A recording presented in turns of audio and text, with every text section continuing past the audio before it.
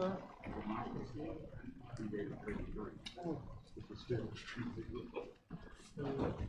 only made it by 5 points. Well, I was AME, and so the rates, the E6 was just ridiculous. And there was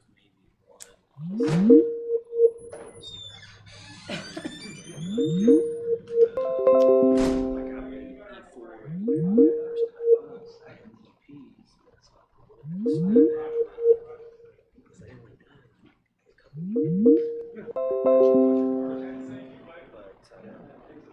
I was a year away from taking the E6 exam because I seen there was this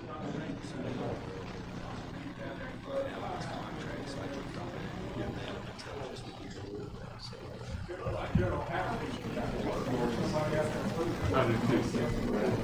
What you did today? The ethics and Okay. Is there a deadline on that? yeah, you're on it Or what's the deadline?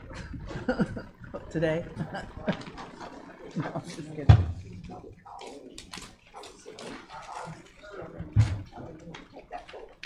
What course? The ethics. Okay, so are we doing something different than watching the video?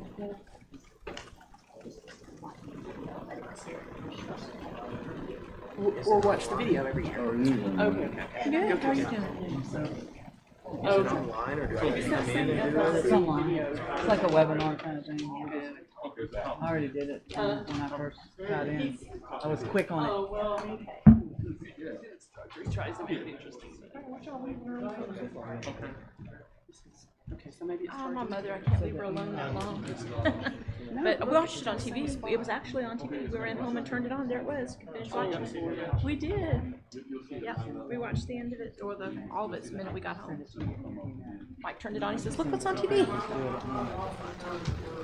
Yeah, it's hard to leave her alone. She tends to get, not intentionally, but she tends to make messes and get destructive. make sure I got a copy of the consent agenda. If she's alone by herself very long, sometimes I wonder if it's intentional. If you're gonna know how to answer the question. I told my kids, my son was sitting on that, and he'd eat chips and all that. I think the one that I did was through like FSU. It was pretty good though. Just make messes. What it'll do is Oh, I told you. Oh, okay.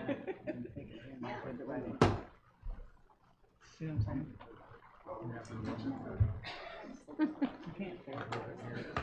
I think mine's still sitting where I kept all my stuff they gave me initially. I didn't want to lose it. I don't use it, so I'll just put it away.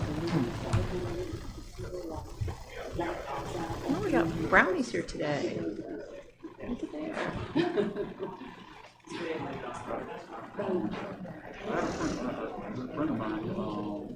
It's hot in here.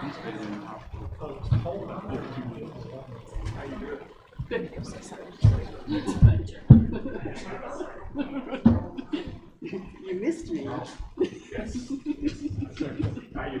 Doing good.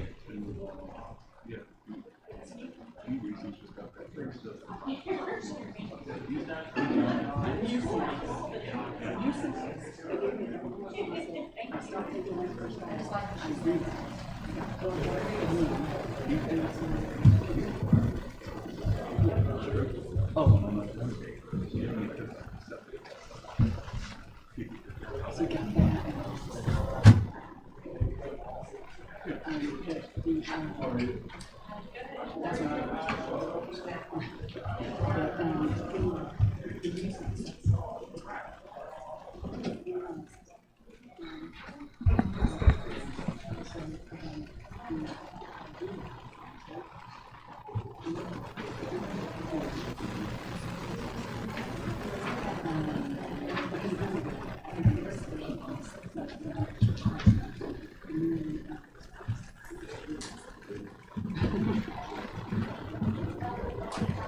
Cost, investors, viewers, issuers, unemployed.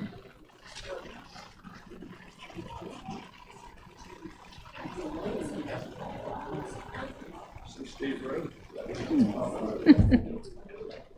it's they updated it today. It's right after the city closure.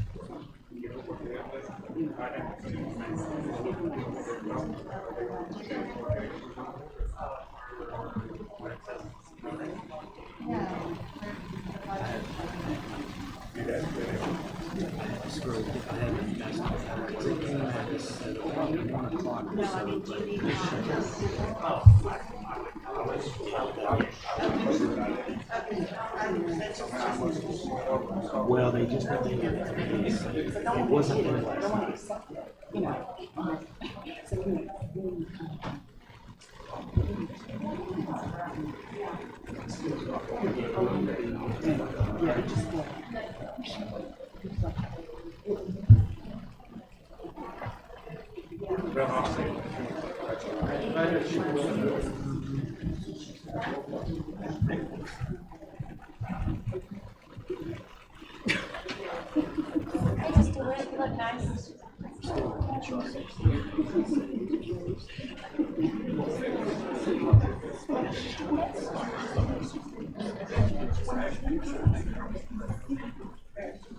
It's 5:30. About 4 minutes left.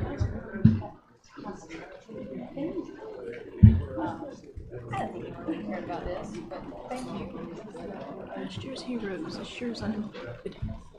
Alrighty.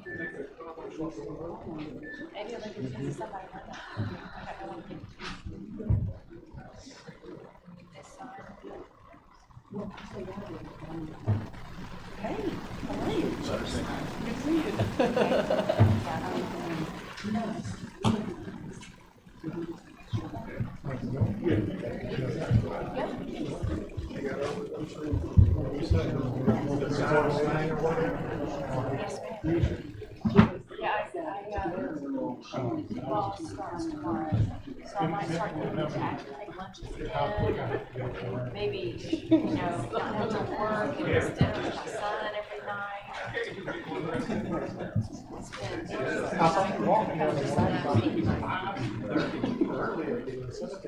We got established in 2003, and then one of the things we're training and understanding.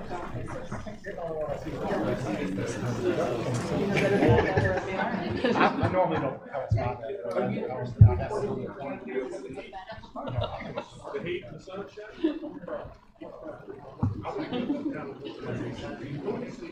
You gotta go to the gym.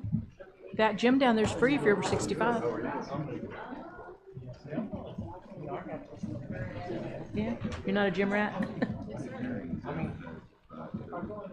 Yep, we'll start on time. As we are ready.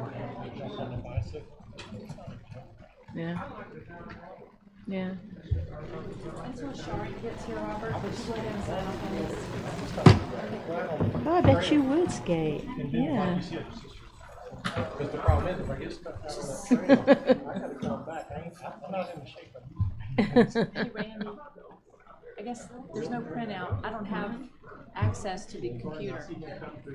There's no printout for the public, for the resolution. Is it right here? Okay.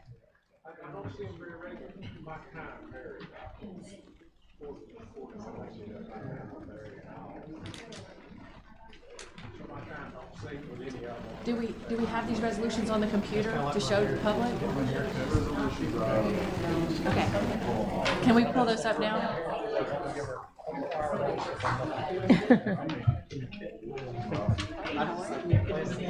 Yes.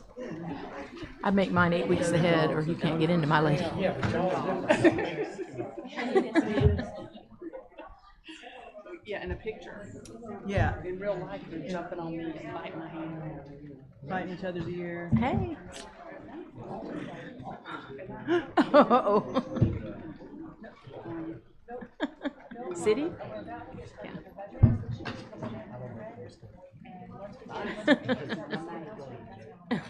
Just let them figure it out. Yeah, Matt.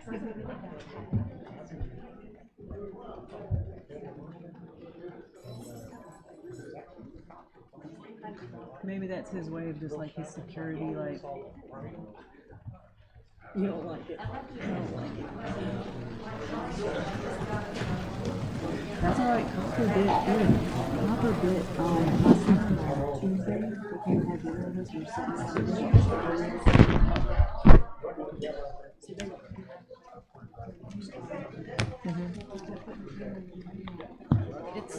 There's no agenda for it, Hunter, I don't think. Oh, my I don't goodness. think there's any agenda for the resolutions. Oh, there we Got go. a crowd of somebody tonight. Yeah. Freedom Not Forest. Yes, 1525, we'll start with that one. Sacred did? Oh, that was my thoughts. My thoughts were put your hands on, take your hands out from on the table. You're ready to, obviously. I know it's almost like a kid. Jill wasn't about not to get stuck. She didn't want to catch it again. She had it twice, and then she got her shots. Good evening, everyone. Good evening. Glad you're all here. If I could have everyone's attention. We are required to begin with the resolutions regarding taxation and the budget, and then we will go into the other business that you're expecting tonight. So with your patience and indulgence, if you'll please, and I'm sorry we don't have an agenda for this, but we do have the resolutions. This is the required publicly noticed hearing that is done by the local government according to the trim notice that each property owner would have received, notifying you of the tax to be levied. So we'll begin with resolution number 152521, a resolution of the City of Milton of Santa Rosa County, Florida, adopting the tentative levying of ad valorem taxes for City of Milton for fiscal year 2022 and providing for an effective date. It says tentative because there are 2 budget hearings. So the public will have an opportunity to speak before each of these resolutions is passed, and we will have another hearing where council will again review these resolutions, and again, the public will have the opportunity to speak regarding the taxes. So as you can see, well, I think you can see it there, this first resolution is tentative, and it is based on the gross taxable value for operating purposes not exempt from taxation within Santa Rosa County has been certified by the county property appraiser to the City of Milton as $417,741,012. And there will be a separate resolution on the millage rate, right? Looking for it. Mayor, 152521 does adopt the tentative levying of ad valorem taxes, which is the millage rate. Right. So what we're asking council to consider and what you'll be having an opportunity to hear is that this particular resolution 152521 and section 1, the fiscal year 2022 operating millage rate is 3.0841 mils, which is more than the rollback rate of 2.8928 mils by 6.61%. And this is what the City of Milton is considering. And I have to announce all of those things to be consistent with the law. At this point, would any of the members of the public like to be heard about this resolution before the council speaks to it? And that's not why you folks came here today, I understand that, but this is what we have to begin with. So there's notice for 5:30. Councilwoman Meese, do you have any comments on this resolution? No, ma'am. Councilman Snow? No, ma'am. Councilwoman Sebastio? No, ma'am. Councilman Leak? No, ma'am. Councilwoman Rice? I think we could have done this with the rollback, but I didn't get support. Thank you. I know you need to make that statement, and first for the public's context for the history on this, this was previously discussed by council. Councilman Rice did want to have the rolled back rate. That was not passed by council. Councilman Richardson? No, ma'am. And Councilwoman Rice, did I put words in your mouth, or did I? No, that's correct. Thank you, ma'am. All right, would anyone like to make a motion to pass resolution number 1525-21? Motion to approve. Second. All right, who would like to have the second for the record? I'll take it. So Councilman Snow made the motion, Councilwoman Meese will have the second. Is there any discussion by council? Seeing none, please vote. Apparently I haven't even signed it yet.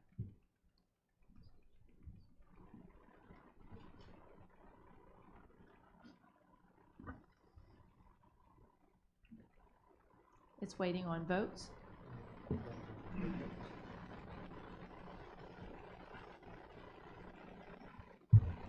It's like not working. Is this, I had to hit it twice. Me too. okay.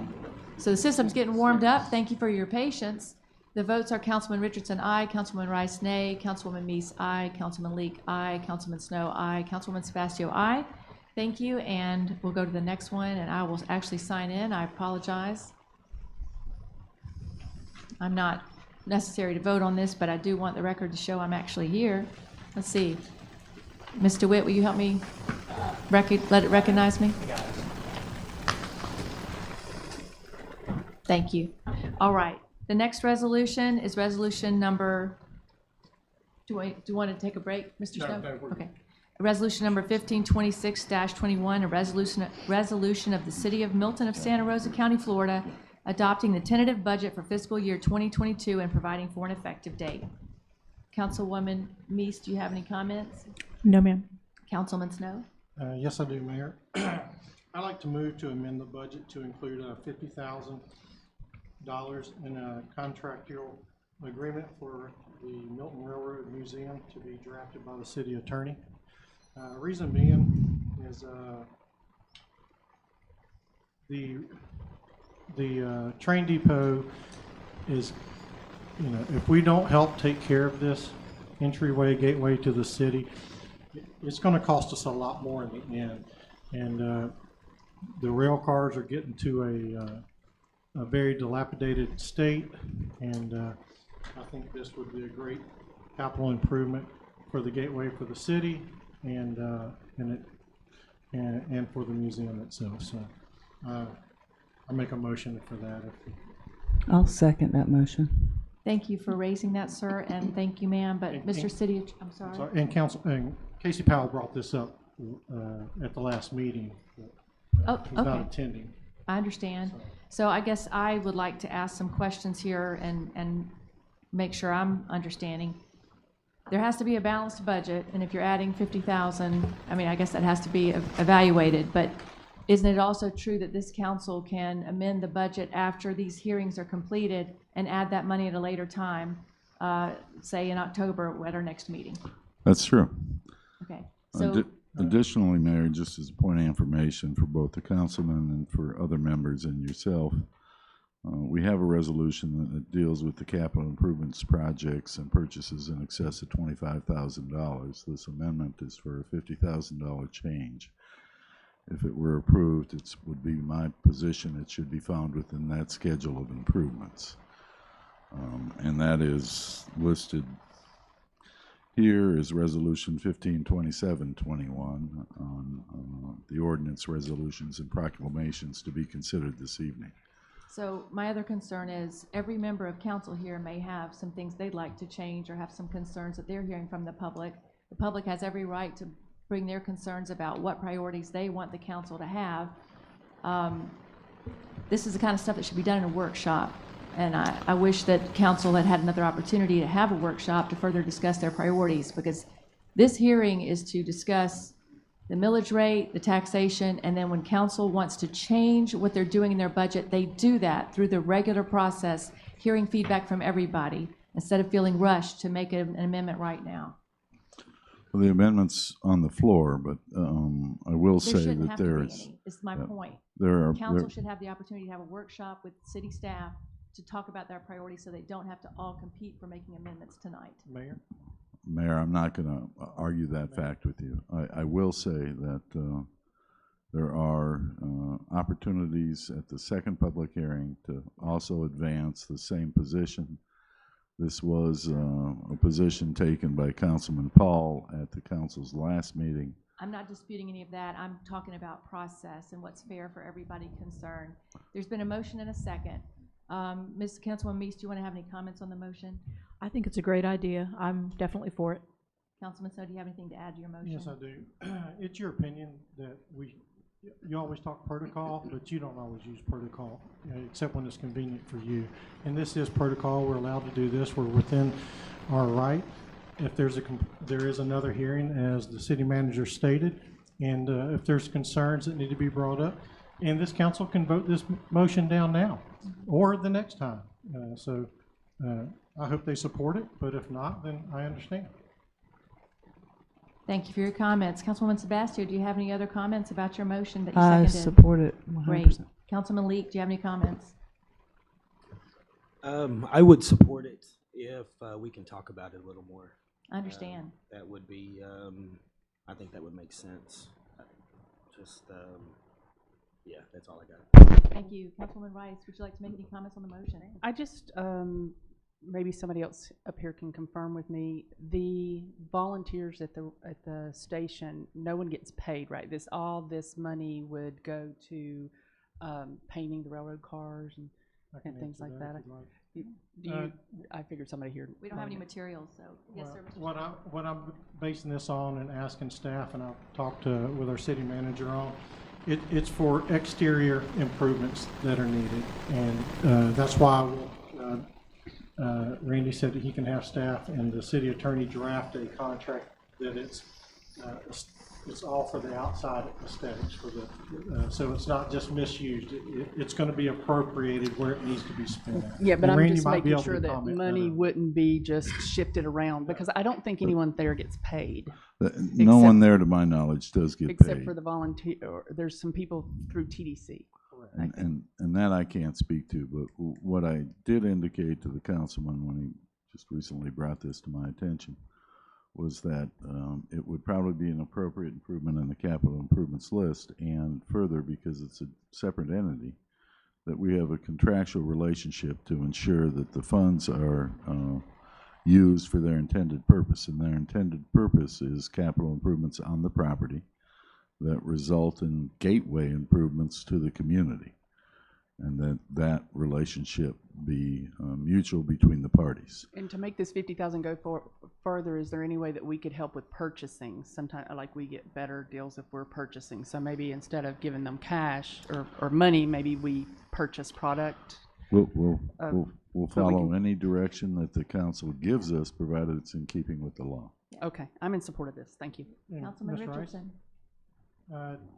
Those just the cars alone is not they're in need of probably twice this type of amount of money.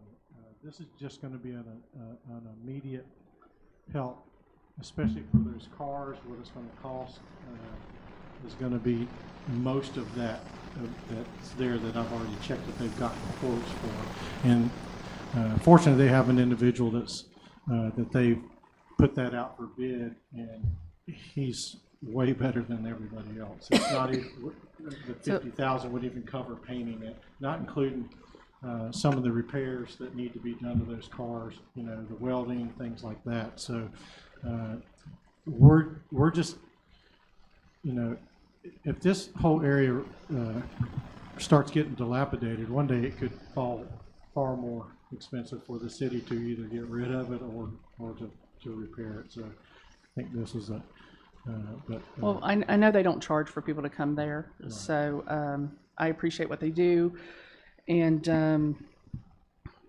I would like to see them do some more fundraising. And I know they tried, but it wasn't successful. So maybe we could get somebody to help them with some fundraising. It would be great, folks, if y'all could go ahead and let's have some public comment on this. These are the kinds of things that y'all can discuss, and I'd love to have your materials that you've gathered so that the public can have transparency as well, sir. Excuse me. Did David get No, we have the floor, Mayor. That's right. So Ma'am, we are the ma'am, council, and we are talking this out. You didn't even. So we you have the didn't floor even- before Okay. anyone else. Well, if So there could be stop that. order. Just Excuse let me, us Mayor. finish here. The purpose of this hearing was to go over these resolutions to give the public notice regarding how they're going to be taxed. I understand you want to make a motion, and you've done so, and that will be heard. But at the same time, we have to have decorum in this room. You just asked me This to has been discuss this. decorum, and Sir, this is very transparent. Why would you shut this down? Because it's hard to have Because you don't transparency. like it, because you No, don't like ma'am. it. No, ma'am, that's not at all. Did it. David get to speak yet? David has not had a chance to speak Well, yet. that's why I was Thank- wondering why thank you were speaking to him first before you finished. the I council. wasn't, ma'am. If you would have, if people had allowed me a chance to actually chair the meeting, which is my job under the charter, I could have been more clear for you, Ms. Sebastio. That's exactly my concern, is Mr. Richardson has not had a chance to even speak.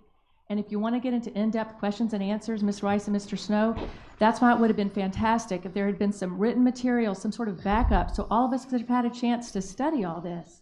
Mr. Coulda, Richardson, do you have any shoulda, we're comments in or it questions? now. This is transparent. We're working it out in front of the people. This is exactly what they want. This Mr. is what we get Richardson, paid would for. you like to have some comment? I'm in favor of this. However, I'm also like Councilman Leak. Since we have such a vigorous discussion going on, it is obvious that we'll need to talk a little bit more, but I recognize that being a gateway from Baghdad into the city of Milton.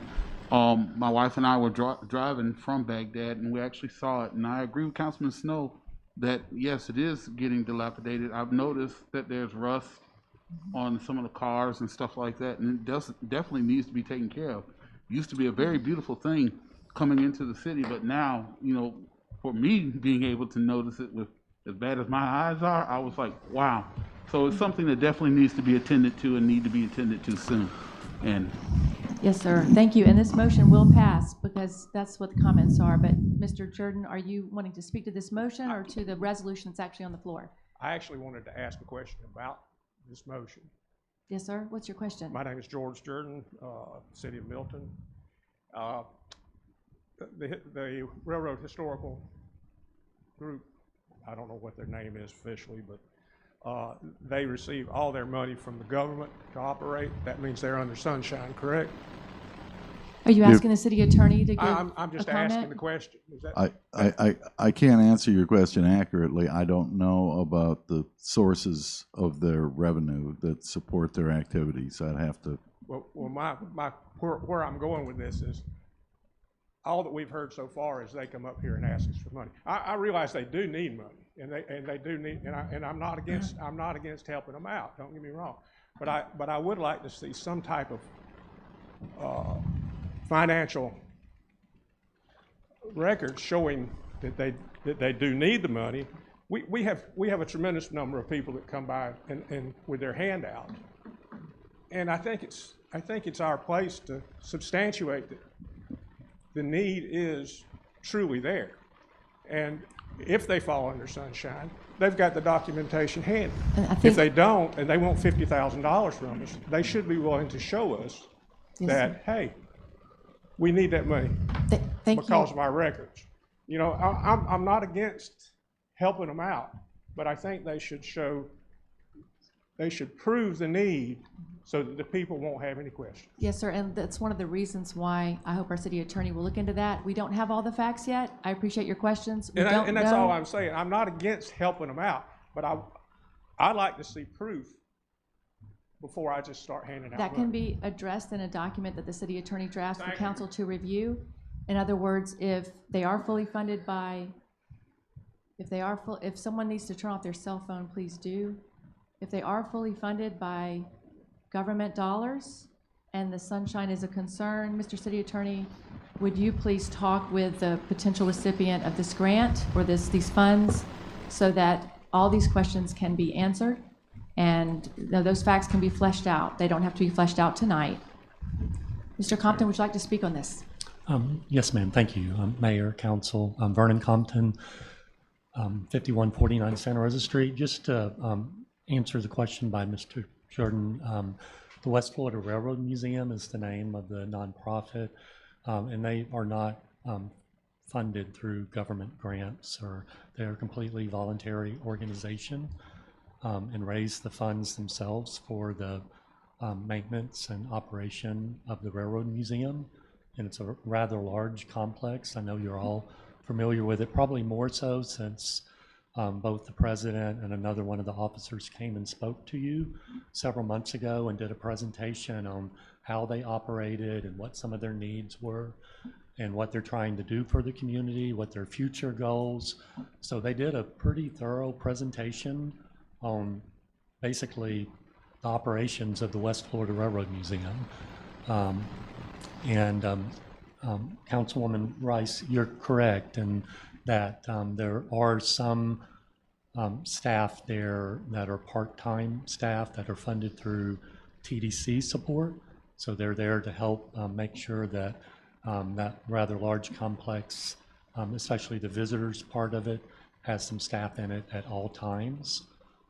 So they're right, there are some staff that work there, but pretty much it's voluntarily driven, and they contribute an enormous amount of hours every year just to keeping that museum open for the community. So I think they deserve a lot of praise for that. And I appreciate you considering what you are to help them because they've given so much to the community, and the community loves that depot and that museum complex. So the more that we can help improve it, the more they're going to continue to give back. So thank you. Thank you, Mr. Compton. And my children and I have loved that museum. I took them when they were young, and so I appreciate your comments. Yes, Mr. Jordan. From what Mr. Compton said, I do agree that it may not be under sunshine, but it may very well be, because the TDC is a government agency. Yes, and if sir. they're getting the majority of their money, which I understood they were from the TDC Yes, sir. and from the county, that would put them under sunshine. And we should know that. We should know whether they are under sunshine or whether they're not. Yes, sir, and those There's a number facts, of questions. I'm not saying that we shouldn't fund this, but I'm saying that we should look at it a little more before we fund it. thank you, sir, for your comments. And again, this hearing was designed to go through the taxes, so I'm a little bit, no one warned me there would be motions from the floor. I guess they didn't have to, but we didn't have an agenda for this, so I had no idea what to expect. We have some students who are looking forward to giving a presentation later when we get to our regular business. But as far as this motion, it's pending. I do believe there's plenty of support for it, so would y'all like to go ahead and vote on it, or do members of the public want to be heard before they vote on this particular motion? Well, I didn't want Howard Steele, 5379 Saratoga Avenue. I think the city council should be able to discuss whatever the city council wants to discuss. And it doesn't need to be, it doesn't need to be interfered with. Right. Ms. Rice and Mr. Snow were having a conversation. Mr. Richardson hadn't interjected in yet, but I'm sure he would have at some point, but I don't think there was any just cause for ending the conversation. Thank you, and I do not like it when there's conflict, and as you have seen, because you come to our meetings, what I have done with I thought, the support of this council, because some folks felt like certain people were getting heard more than others, is whenever there's a motion, I go through one by one, make sure each person gets heard. And I also want to make sure the public gets heard before the vote, if they have a concern about the subject of the motion. And if they want to get down deep into the details, absolutely. But as I believe you also know from being at the meetings, it is typical, or at least it was always typical during the years that I have been involved, that they would get down deep into details at committee meetings. And for a budget hearing, which I have handled budget hearings in multiple capacities over the years many times, it has never been this detailed here. So this is a surprise for me, and I'm learning. So I appreciate your grace. I've never had a budget hearing. I've never held a budget hearing, but I think conversation is good, and conflict can also be good. It sure Conflict can be resolved, and if we come out better in the long run, then so be it. But I felt like that was, you were interjecting because you felt like this Mr. Snow's amendment was inappropriate. And I'm not necessarily disagreeing with you or agreeing with you, but it seemed like you were personally against his amendment, and then therefore you did not allow the conversation to continue. I am so glad you said that, because I want to clarify for the record, that is not what was on my mind, so thank you. Okay, all right. So- Well, it just appeared that way, and that's why. Thank you so much for Okay. asking that. So if Mr. I Howard. may say for the record, Mr. Snow, and then of course I recognize you'd like to be heard too, I don't have any problem with the motion itself. I was unprepared for it to have been made. I think that because they can make their motion and it's clearly going to pass based on their comments, they can further develop their understanding of these facts, which do not seem to need to be understood before they pass it. I absolutely agree that they need to have their conversation so that they're fully informed before they make their decisions. If the decisions have been made, though, in the interest of all the other business that are on these agendas, and the interest of moving items along, which is part of my role as chair, I am attempting to be as responsible as I can to those duties. But thank you for saying that. I know that, I recognize that, but it just seemed like you maybe went a little bit more in excess of what was necessary to end the conversation. I And so, appreciate what you're saying, thank you. but when Mr. folks, Snow, did you when have something? folks will not actually allow me to do my job, it does sound like a lot of conflict that's unnecessary. And it takes 3 or 4 Well, people. I didn't really see much conflict on the city council when they were speaking. I didn't really, I mean, we it have would- what, It would One, be great. two, three, It would four. be great if folks would let me do my job. Well, But 4 Mr. out of Snow- 6 is, I mean, that's not much of a conflict. So, No, sir, I'm sorry, not- Mr. Snow was gonna. It's not about the numbers, sir. It's about the demeanor of each person. And everyone is responsible here to be as professional as they can be in the moment. I didn't see it. I didn't see the demeanor shift in any particular way. I didn't see where Mr. Snow or Ms. Rice were in conflict and they were going to have a heated battle. I've seen it before. You know, I've seen the conflict in the city council, but I didn't see it. I didn't see it. Thank you for But your you know, that's a difference of opinion. I'm sorry, Thank you Mr. for Snow. your what were you- perspective. Mr. Snow, you had a comment? Yeah.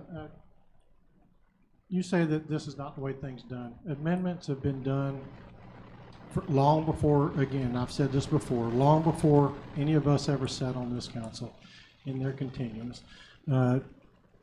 You try to interject, and you talk about tone. You're the one with the tone and the underlying attitude towards us. We were discussing and asking questions back and forth, and when you're not in agreement, which is usual on anything that improves the city, then you try to cut us off at the knees. You don't let us discuss what we need to discuss. So hopefully that will change in the future.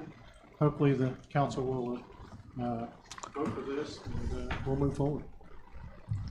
Are the members ready to vote on this item? I Ms. would like ma'am? to say something if I could. I'm Teresa Messick. I live at 6830 Pine Street. I live downtown in the area. I have made several comments about the train depot. I live very close to it. As a matter of fact, I'm not here to represent a particular board, but I do serve on a board that I spoke about the depot and the trains. I came from Georgia, and in Lilburn, Georgia, they have Norcross, Georgia, they have the trains there that they have restored. Jeff, I support you bringing up about this, but there's nothing wrong with asking about the budget, how much they cost. If you remember the plane that we were trying to restore in front of the school, how many times we talked about this? Those trains need restoring, totally. It's beautiful coming into our area and seeing that depot. It's absolutely gorgeous. I've been there several times. I've taken my grandchildren there, but there's nothing wrong because this money, I'll let you talk. This money is accountable by the taxpayers. It is the taxpayers' money, so there's nothing wrong with asking about how much is it gonna cost to paint them? Who's gonna do the job? What is it gonna cost to do that? There's nothing wrong with asking those questions. So I'm in support of doing that. But when something is brought up and it's pushed through, hey, I back it 100%. I will even make a donation to the depot because I said those trains need done. But there's nothing wrong with asking these questions. Not at all. And for someone to stand up and it's time because the mayor is leading the thing. You have a great thing. If I remember Casey, he brought up, can CRA money be used for that? And he was quickly said no. Okay, so the thing is that, yeah, the train depot needs attention.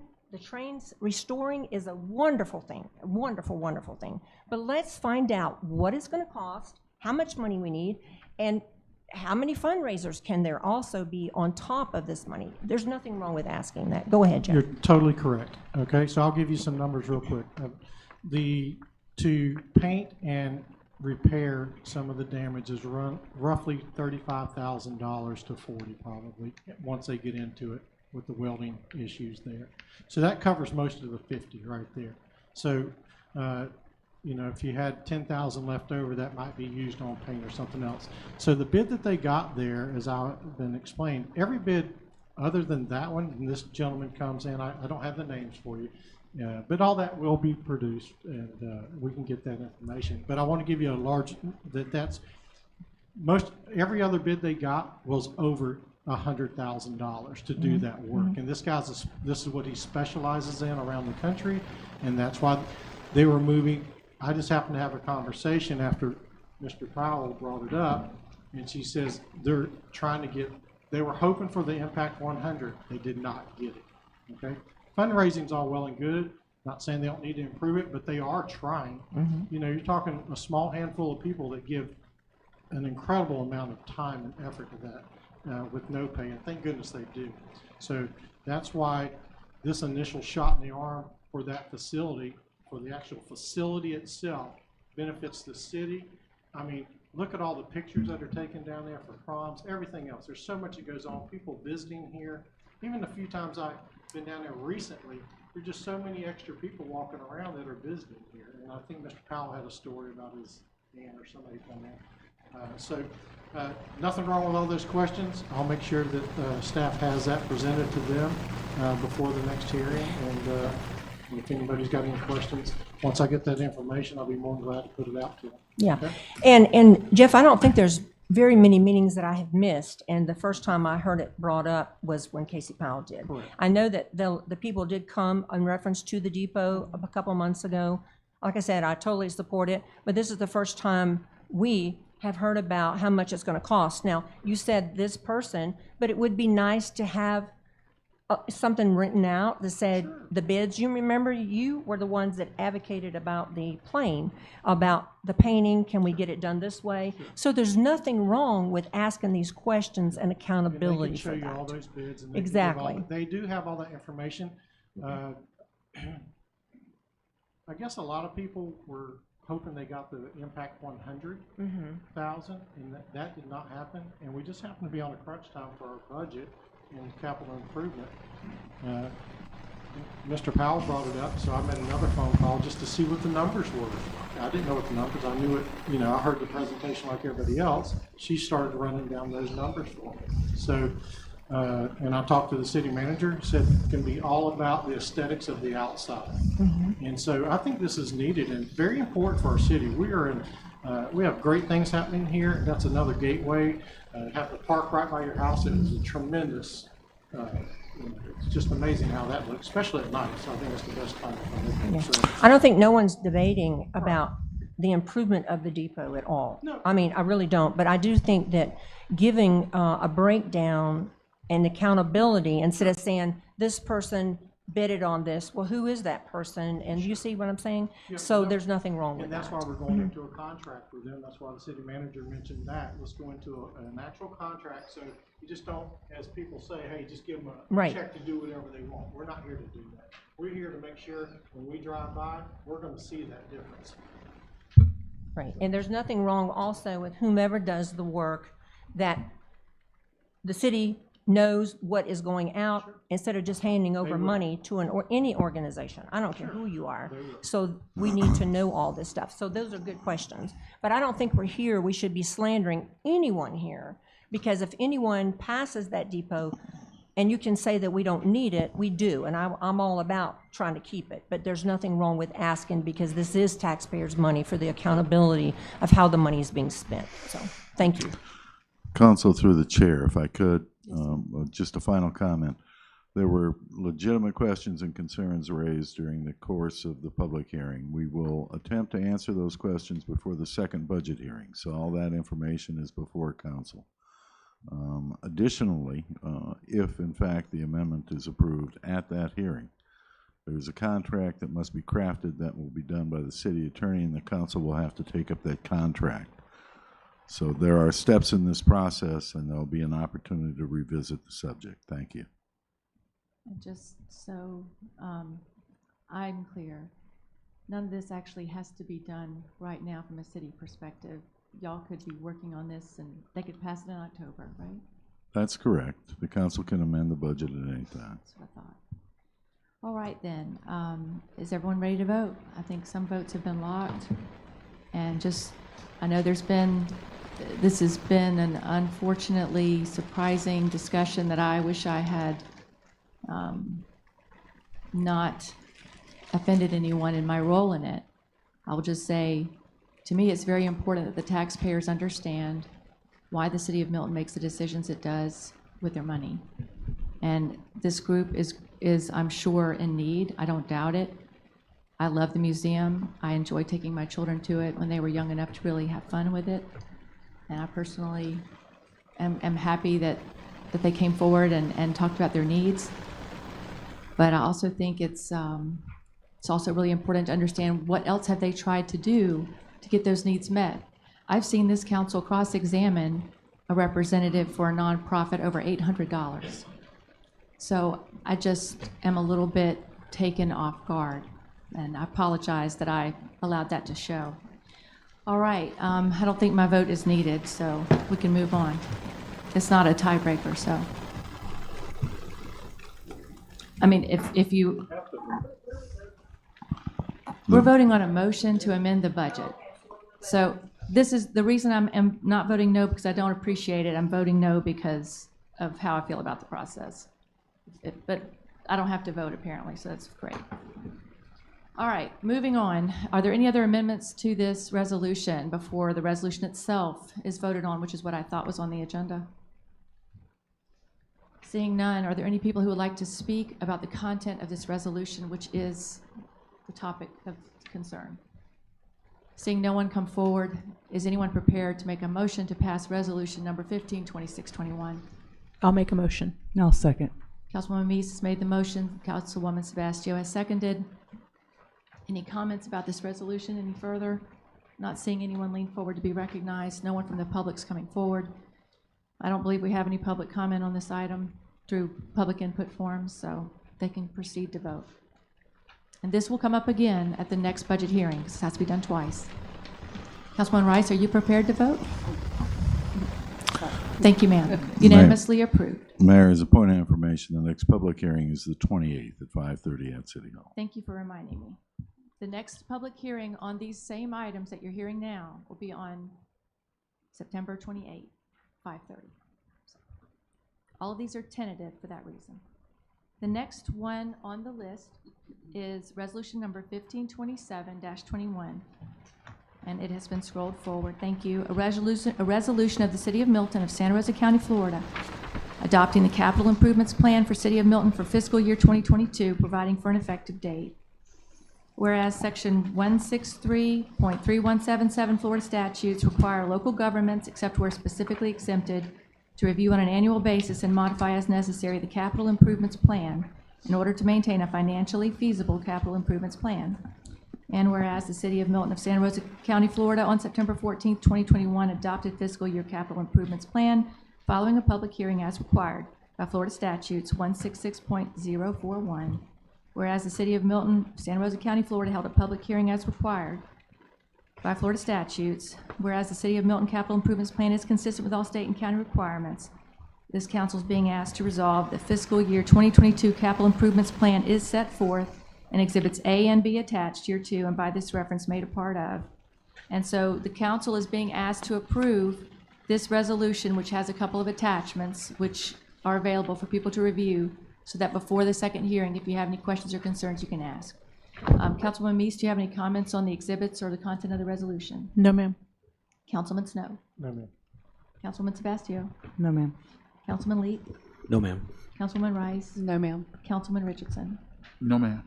Are there any members of the public who'd like to come forward? Are there any questions about these exhibits that you'd like shared at this time? Would any member of council like to speak to any point of these exhibits for the public's sake? No, ma'am. Okay, looks like y'all are ready to vote then. I'm sorry, I don't know if I heard a motion, I apologize. Who's moved this? Councilwoman Meese moved it, Councilwoman Sebastio seconded, yes. So now everyone's voting. Unanimously approved, thank you very much. I believe this can conclude the public hearing on the resolutions, unless there's any member of the public who wants to come forward about them. We will conclude this part of our proceeding then. And that's just to mark, that's the end of that. Now, we have more stuff in store. The next thing for this council to do is to sit as the Community Redevelopment Agency. Again, I appreciate your patience. The city council meeting will follow this. So first we'll call it to order. And now the council is sitting as the board for the Community Redevelopment Agency. The first item of business is the approval of the August minutes. Have members had a chance to review those minutes? Are there any questions or corrections? No, ma'am. Councilman Snow, any comments? Motion to approve. Councilman Sebastio, any comments? Second. Okay. Councilman Leak? No, ma'am. Councilwoman Rice? No, ma'am. Councilman Richardson? No, ma'am. Okay. So we have a motion from Councilman Snow and a second from Councilwoman Sebastio. I don't think that there are any corrections to these minutes. Please vote. And just for the sake of transparency to the public, say you had gone to a prior meeting and you reviewed these minutes or had questions about them and you wanted to make sure something was in the minutes, you could certainly by all means come up and be heard on that. That's unanimously approved. The next item is the August financial report. Motion to approve. Thank you, sir. And is there a second to Councilman Snow's motion? I'll second it. Councilwoman Meeks has seconded the motion to approve the August financial report. Are there any questions on the report? I don't see anyone moving forward to raise any comments or questions, so please vote. And again, members of the public, when you look at these items online and you have questions about financial report, by all means, please come forward and share those questions during this part of the council meeting in the future. But with that, now we go to persons to appear for the CRA. So this is the time where you would come before the council sitting as the CRA about any item of business or concern of any kind related to the CRA. I don't see anyone coming forward as to that particular topic. So other business, Mr. Jorgensen, any? No, Mayor. Okay, we'll adjourn the CRA then. Thank you. Okay, now we come to what you've all been waiting for. I appreciate your patience, everybody. The City Council meeting for September 14th, 2021. This is an open meeting held according to the laws of Florida. We welcome your participation in this meeting as the council conducts city business. Initially, we will have an invocation from Pastor Nicole Jackson of Bearing Fruit Church. I believe, is Miss Nicole out in the, there she is. So if everyone will please join me in standing for the invocation and then join me with the Pledge of Allegiance. Mayor Lindsay, council, staff, everyone who's in attendance, let us pray. Heavenly Father, we thank you for this beautiful day that we've never seen before. Father God, we thank you for the opportunity to be a blessing in this city. We thank you, God, for your faithfulness, and we thank you, Lord, for watching over us all the night long and all the day long as we are watching over our families in this time of unusual. Father God, we are asking that you strengthen us as a community. Father God, that you teach us how to walk in unity. Father God, that we're able to thank you for your grace and your mercy, and for you to use us mightily with the wisdom that you have bestowed upon each and every one of us as we desire to do your will and do what is best for Milton. Father God, we just thank you so much that we are able to have an opportunity to serve, that we are able to give you our limbs and our body as the body of Christ, that we are able to walk together in brother and Christian love. Father God, that we are able to show that we have hands and we have feet and that we desire to serve. Father God, we are asking that you watch over this meeting, that you watch over every family. Father God, that you allow us to use our voices, God, and that we will use our ears to hear one another. Father God, we pray for every word to be a word of passion, Father God, and that if there's conflict, God, that is healthy. But Father God, we will learn a great deal from you on how to walk through these things as the council comes together with the citizens. But Father God, in all things, we give you glory because we desire for you to be in control of everything. So your presence is needed, God. Your presence is asked for. And Father God, we will always be careful to give you all the glory and all the praise. In Jesus' name I pray. Amen. Please join me in the pledge. I pledge allegiance to the flag of the United States of America and to the republic for which it stands, one nation, under God, indivisible, with liberty and justice for all.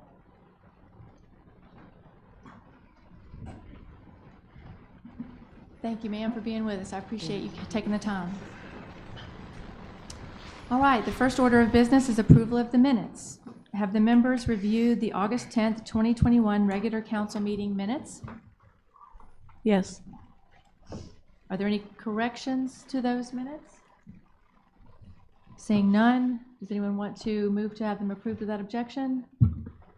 I move to have them approved without objection. Second. We have no objection, so they are no objection. approved. Thank you, Councilman Richardson, and thank you, ma'am. Next, we have the approval of the agenda for additional items. Are there any items not on this agenda, Mr. Jorgensen, that should be put Mayor, forward? there is an additional item. It's from the Office of Economic Development. It's in regard to the solar tree. I did send a communication to council last week in addition to some materials that goes along with this item.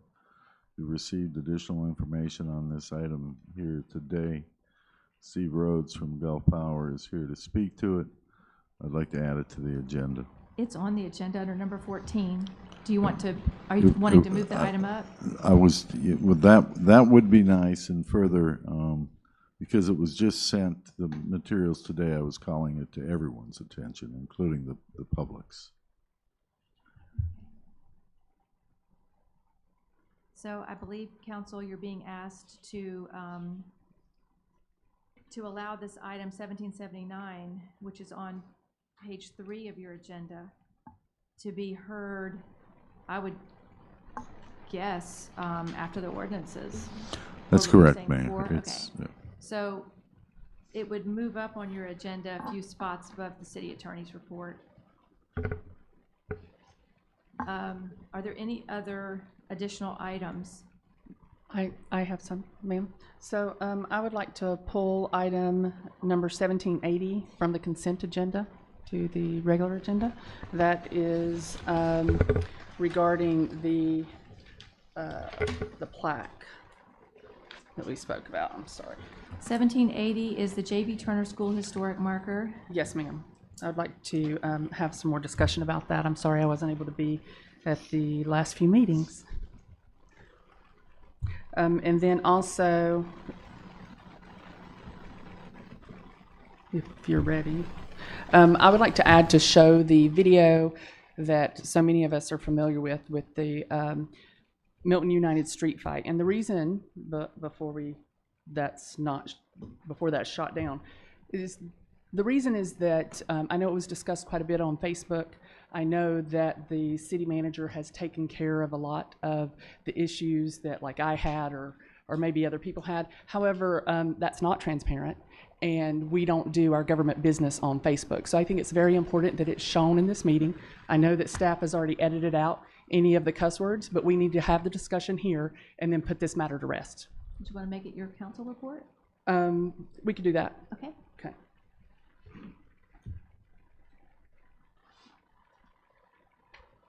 And that's all I have. Thank you. Thank you. Are other members wanting to amend the agenda in a way that hasn't already been stated? I'm going to do a council report too. Okay. And just so y'all know, council can always make a report.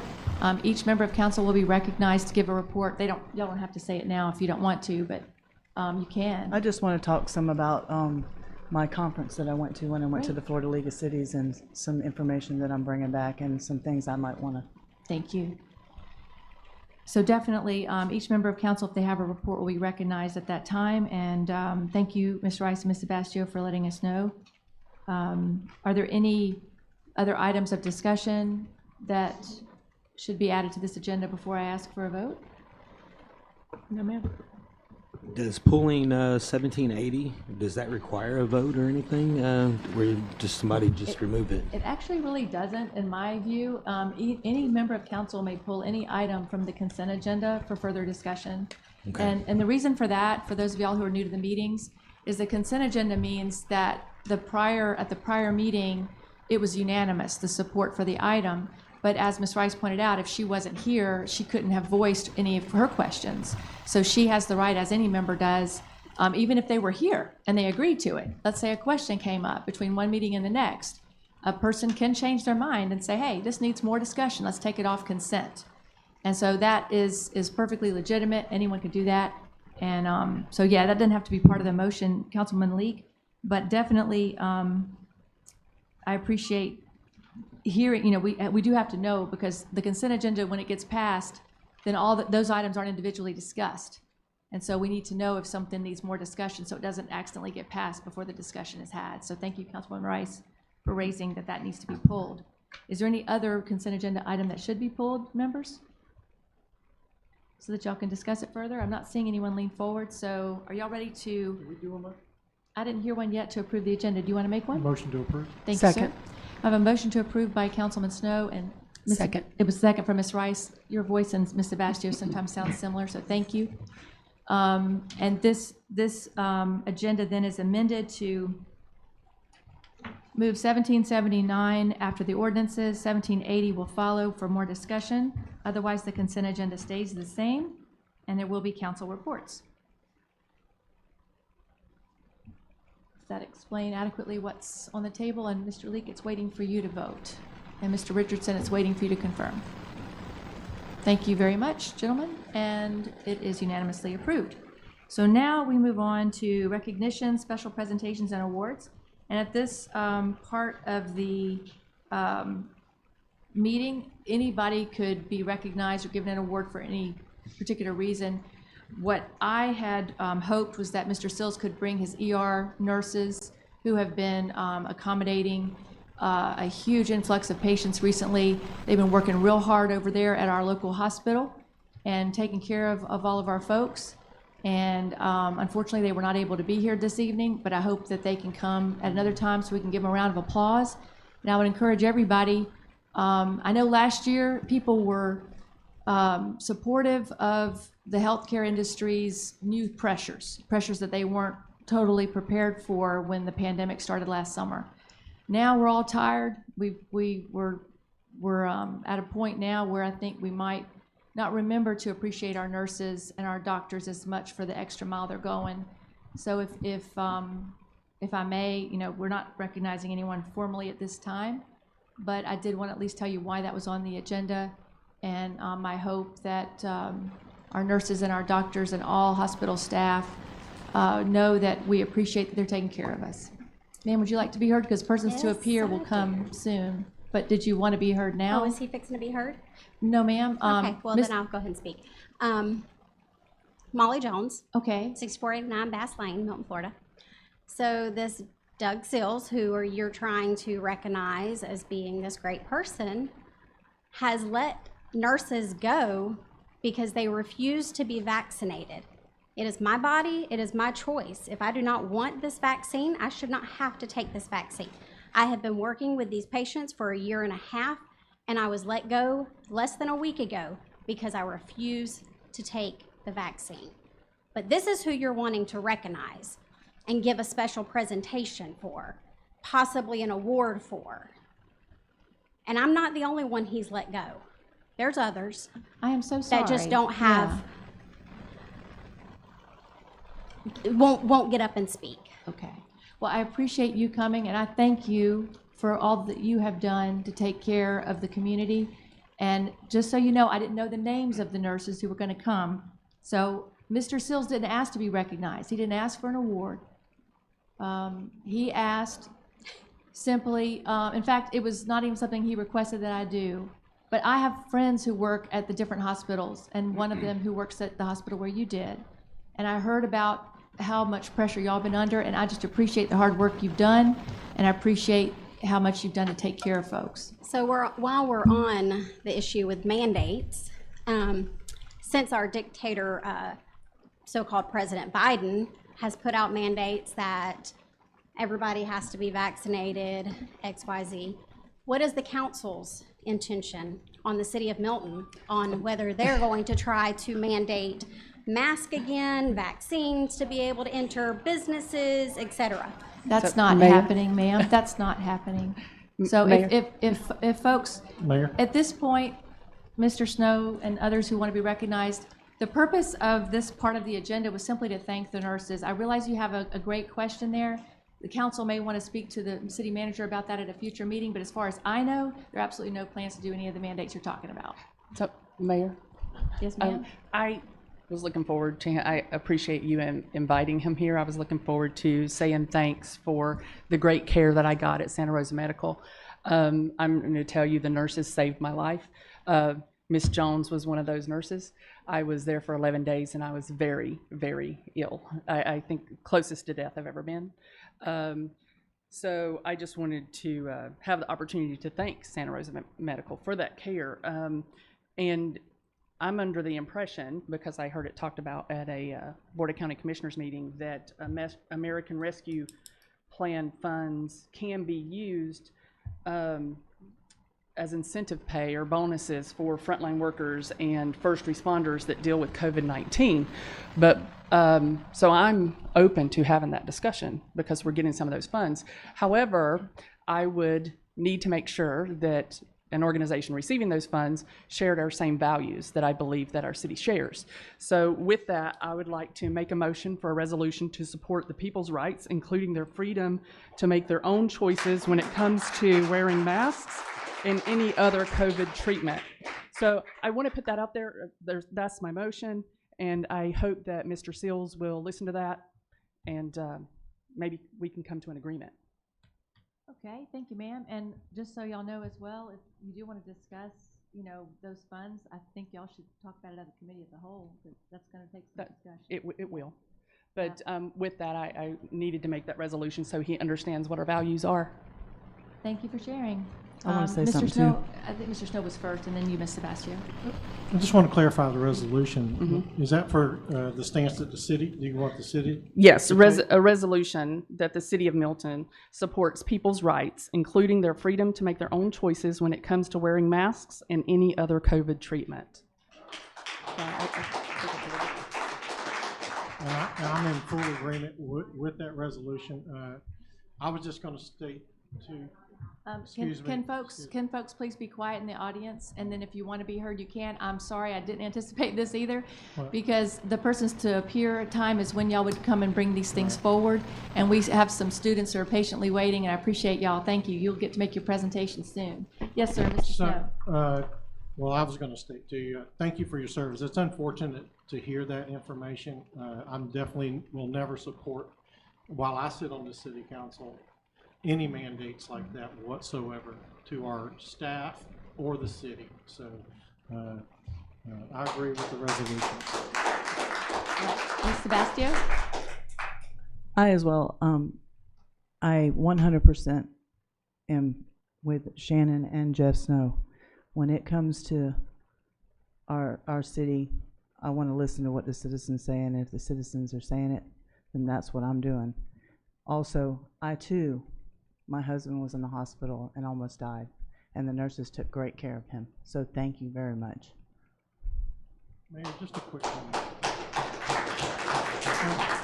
I'm not sure if everybody understands mandates. This is not about whether you're for the vaccine or you're not. Eventually, the government's going to imply a mandate to you that you don't agree with. Okay, so I got friends that have vaccine and that don't. I don't think they should be able to hold your employment over your head. If you read the Bible, we know where that goes. People need to really pay attention to mandates from our government, especially when it comes to your body, because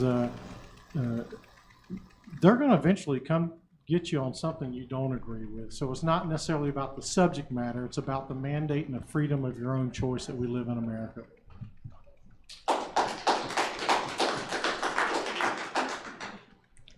All right, so are there other members who would like to speak about this issue? Again, resolutions don't come up at this time, but if you're asking for a resolution to be passed on this, I mean, it's up to the council to do what they choose by majority. So I don't think I got a second. Yes, sir, Mr. Richardson. As you know, I've been kind of squirmy up here. Most of this, I have to leave. Yes, sir. Due to my stomach. Okay. And it is on record that I do have gastric issues. Thank you, sir. I appreciate you letting me know you have to be excused. Thank you very much. We still have a I'll quorum. second it. I'll second the motion if there's not one. Okay, so if the members want to go ahead and vote.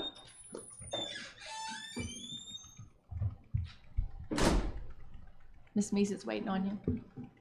And then can someone note for the record, Mr. Richardson's no longer here, so I guess it would be an abstain or take him off the group. You want me to just put it as abstain? Yeah. Yeah. Okay. There shouldn't be a tie because there are 5 votes, so that there's got to be a majority. It's showing up tiebreaker for me, but I'm not, y'all all support this resolution, don't you? By I don't know if the affirmation? system requires you to at least make a vote. There it is. No, There it it is. doesn't. All right, so it was unanimously approved by all members present, and I would ask, I appreciate that y'all are passionate about your beliefs, but this chamber, there should be decorum. I ask that people stop applauding. So, we got to move forward with our business. All right, moving on. I'm sorry, I'm gonna have to address that. Okay. People can let their voice be known by applause instead of 40 people saying the same thing. Your applause, or you got to stay within. It's not going to be a 4-minute applause, but you can applause. That's ridiculous. All right, sir, moving on. We have public hearings and meetings. which we have already done. Yes, ma'am. Hi, I felt compelled to speak. My name is Cindy Cagle. I live in Pace, and I'm not a medical worker, but I do support people like Molly. And I'm left questioning what we're prepared to do for the people like her, because she's not alone. I'm getting messages from nurses daily that are losing their job because they won't agree to get a vaccine. What, as a community, are we prepared to do to help them? We're planning to give someone an award for something everyone says they don't agree with. Yet we've got someone standing here saying, I'm losing my job. Thank you, ma'am, but I'm not planning to give Mr. Sills an award for, I'm not planning that. Okay, so what are we prepared to do for people like her? Well, ma'am, it's not the city's responsibility, or we don't have jurisdiction over how that works. She would have to speak to a lawyer or go to unemployment, or she has to, it's a civil matter. It's not something that the government can control. Us as a community can't speak with Yes. an employer as big as him I mean, about what he's doing? we're not responsible to tell you whether or not to do that, ma'am. You're here and you have the right to exercise your free speech right here in this building. And I believe you're already doing so, or there has been some free speech expressed on the site of the medical center as well. But I feel, as the leaders of our community, if you've got people standing here saying you're losing your job, when they saved your lives, we're just gonna say, I'm sorry you lost your job, but it's not our business? Well, I'll tell you what, I think if council wants to discuss at the next committee of the whole an action that can be taken beyond the resolution, then by all means, council can do that. But I don't know what jurisdiction the city has to take any further action. I can't believe we don't Well, our support, well, that's why Ms. Rice made the resolution.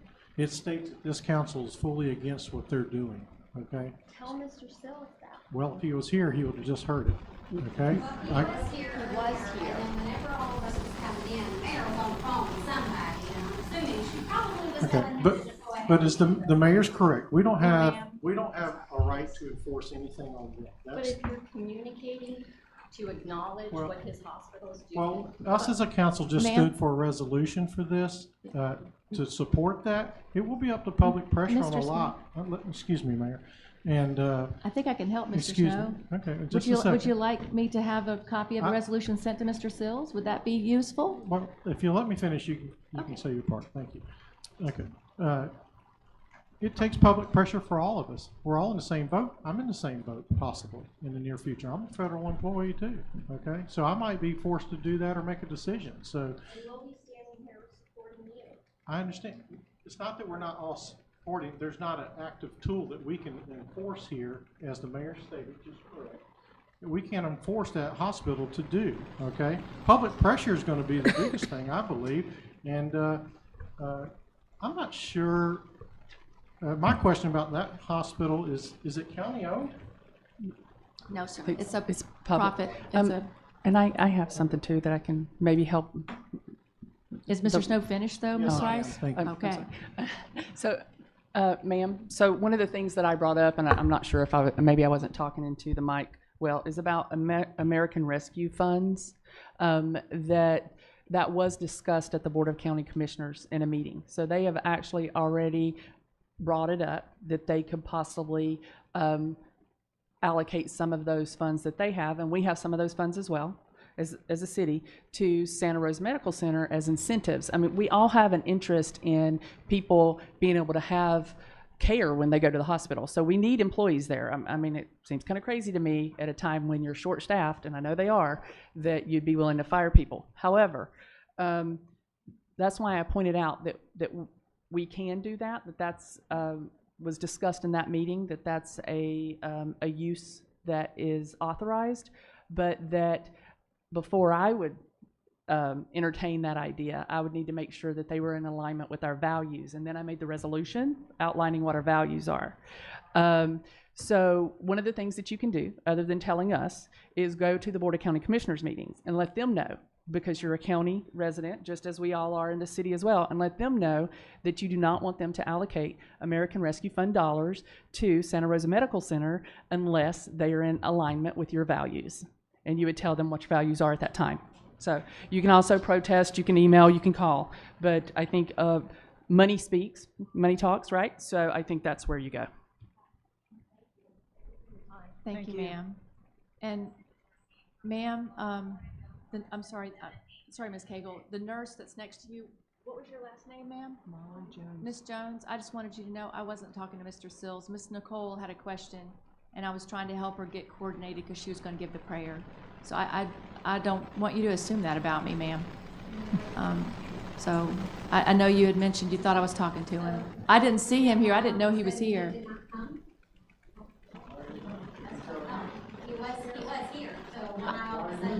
I never saw him, ma'am, so I didn't think he was here. So thank you for letting me know. I'll certainly ask, and I hear people talking in the audience, please, one person at a time.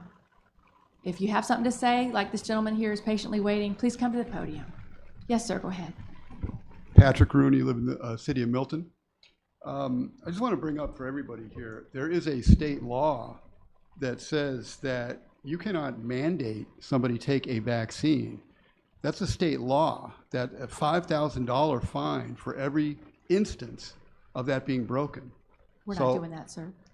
Okay, but I think it should be discussed here. If you're going to discuss giving an award, I understand you don't want to give an award directly to this man, but shouldn't it be brought up instead of thinking about giving an award to actually think about fining this man in his hospital $5,000 for every time, for every instance? Okay.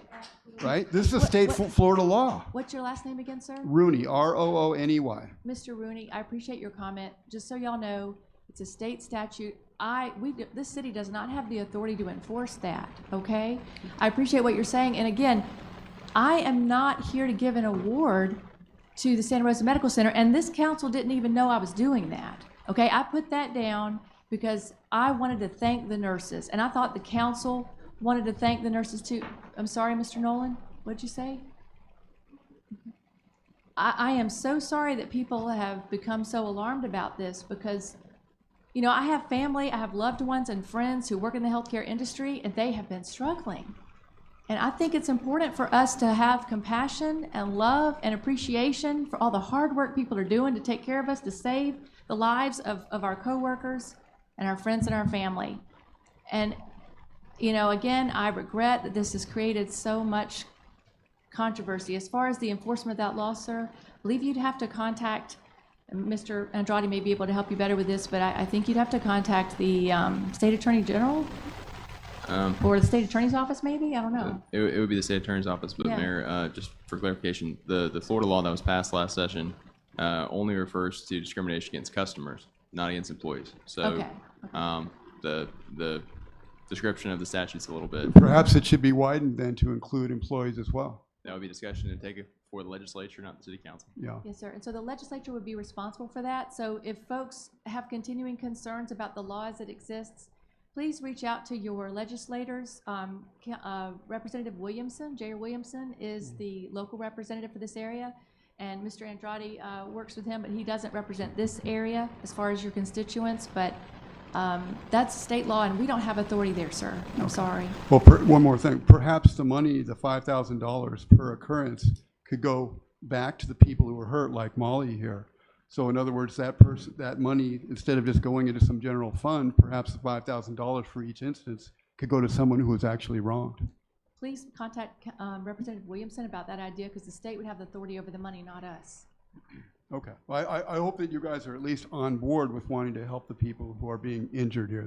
That's the basic point here. Thank I know you. you may not have jurisdiction, but you certainly could be on board.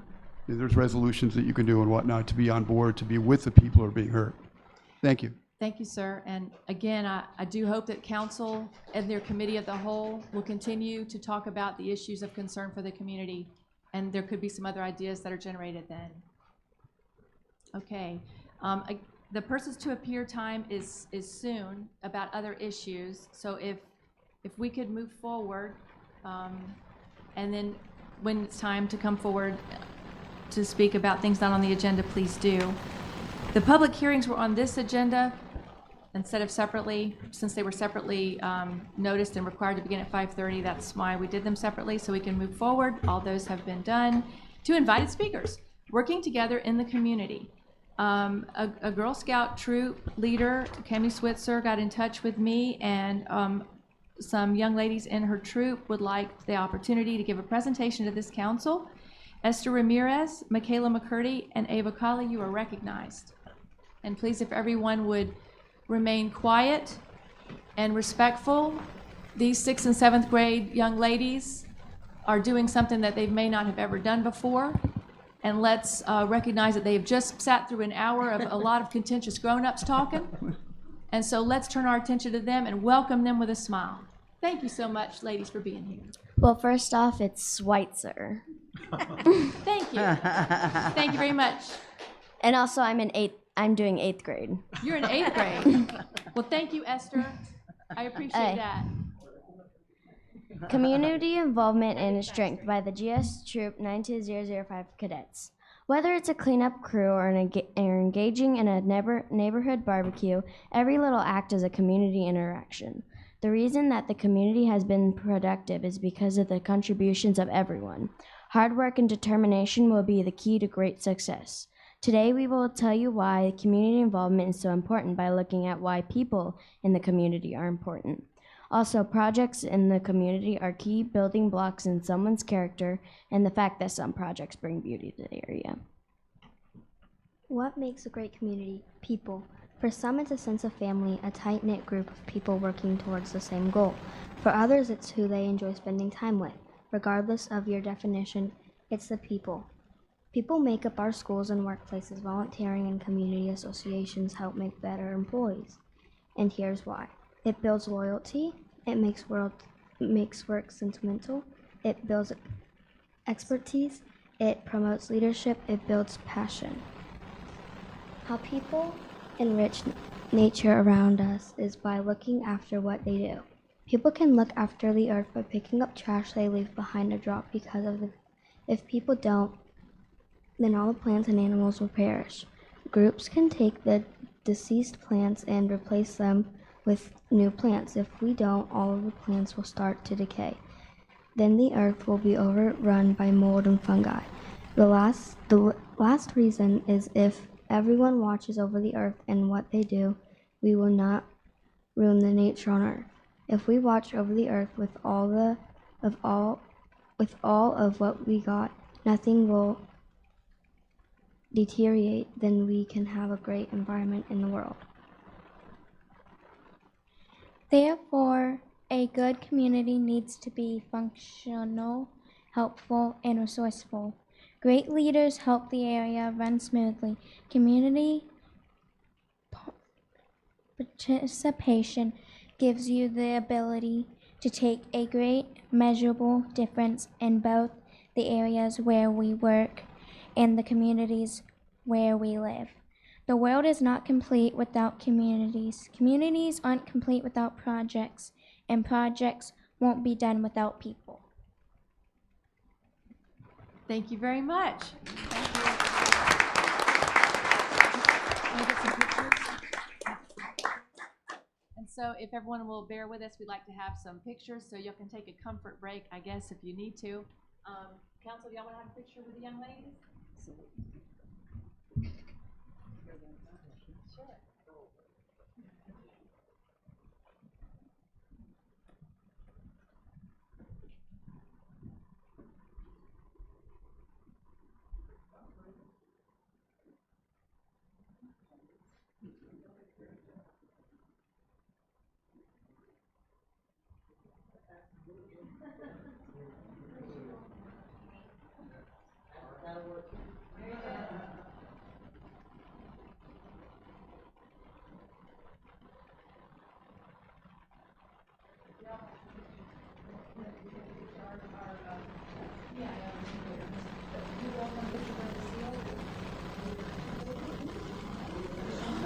Yeah, I'll lead her too. Yeah.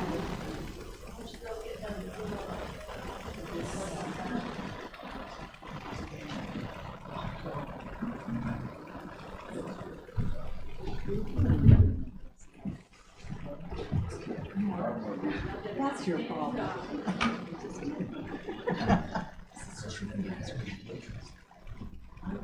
My girls did me first. One of them did.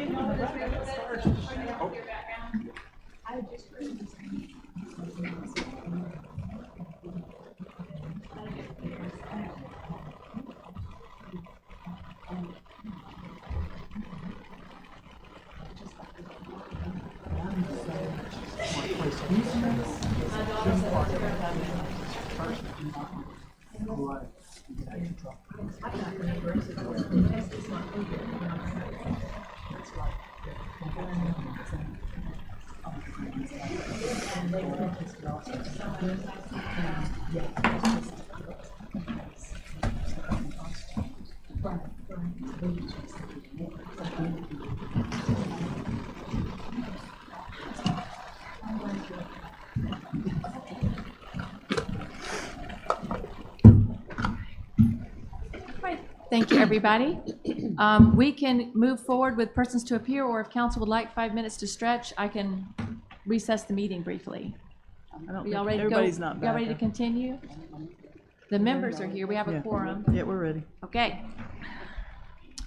So the next thing on the agenda is persons to appear. I have a sheet from Mr. Rooney, but I think he has already spoken. I know Mr. Rooney did speak, and the topic on his form is what he spoke about. Are there any other members of the public who would like to be recognized during the persons to appear? Yes, sir.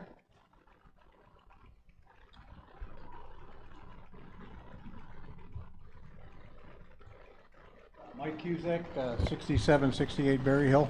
I don't know if this is something that could be just brought up here at a committee of the whole. I need to find out if it's possible to get yield to pedestrian sign up there on the Blackwater Trail that crosses Berry Hill. Last Saturday, I was behind a guy who had stopped to let 3 girls on the bike go across. And of course, you got a knucklehead zooming right by, and they stopped. The girl stopped, and the lane had stopped. They don't care. So I don't know if that's a law that can be something that can be put in place. You all know me. I've been up here enough about safety, right? So I just hate to see to add people to the understaffed hospital getting run over. If you know where I'm coming from, right? I don't think that's something that's unreasonable. I don't know if that's something that can be done or not. Just as a safety aspect, to put a sign up, please yield to pedestrians. I mean, that's common sense. People from where I'm from in Arizona, right? That was just law. You always yield to yield to people in the crosswalk. But I don't know if that's a Florida law or not. But I don't know if we can put a sign up there or not. You know, to do that, I don't know if it's committee of the whole or where it needs to be brought up. Mayor, as a point of information, we'll examine whether or not it violates any state statute, but I don't believe that would be the case. We're simply trying to protect the public and the public's safety. Unless the council has an objection, if the answer to that question, having researched it, is it doesn't create any issues for the city, I'll be happy to have those signs installed.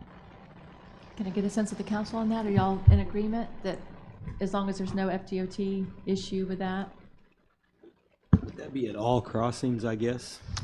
I think the Well, that's a expression major, was, you know, it's a major street because, you know, people speed, you know, we all know that, it's an issue, but, you know, the solar signs that Mr. Jorgensen had put up has helped tremendously, you know, because people look, so, other than me dropping a load of bricks out in the middle of the street to slow them down.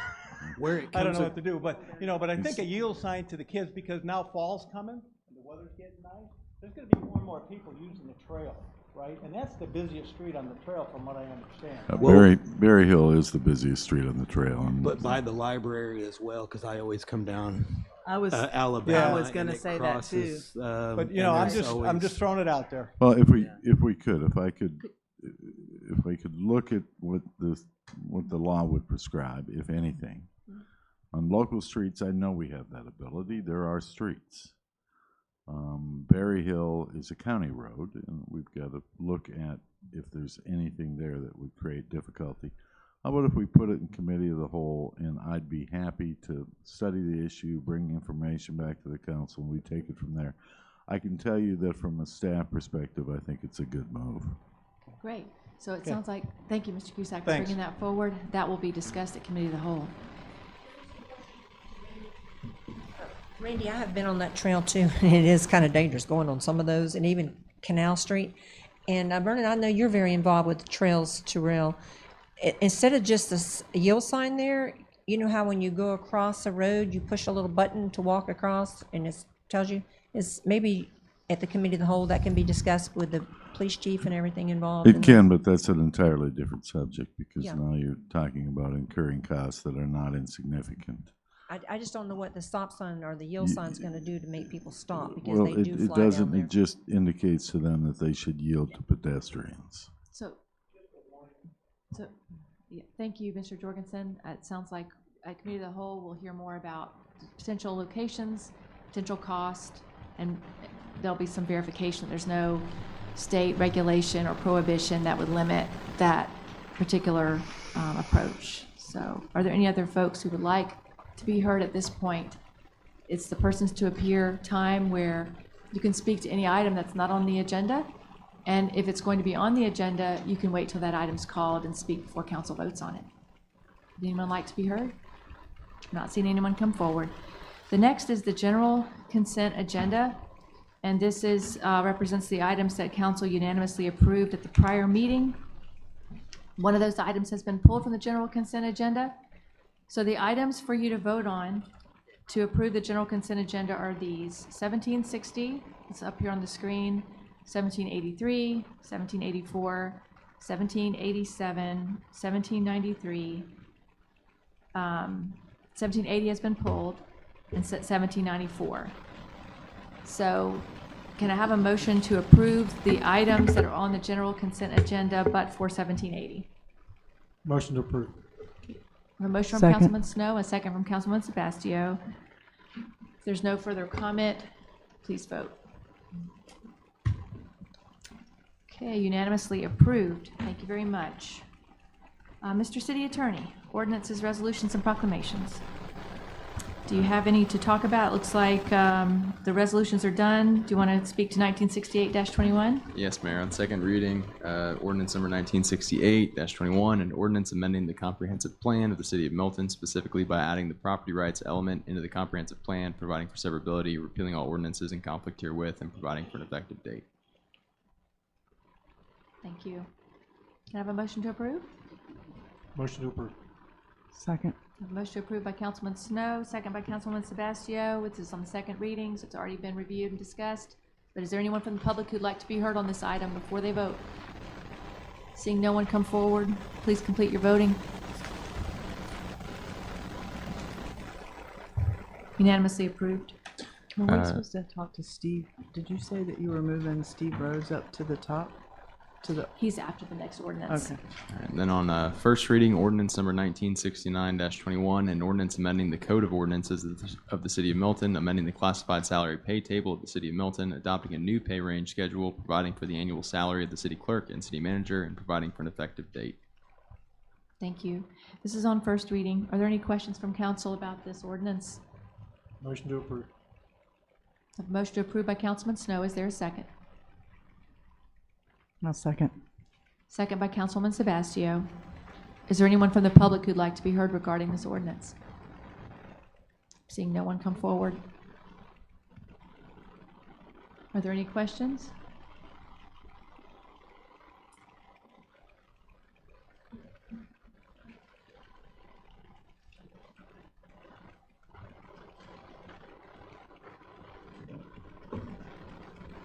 Unanimously approved on first reading. Thank you.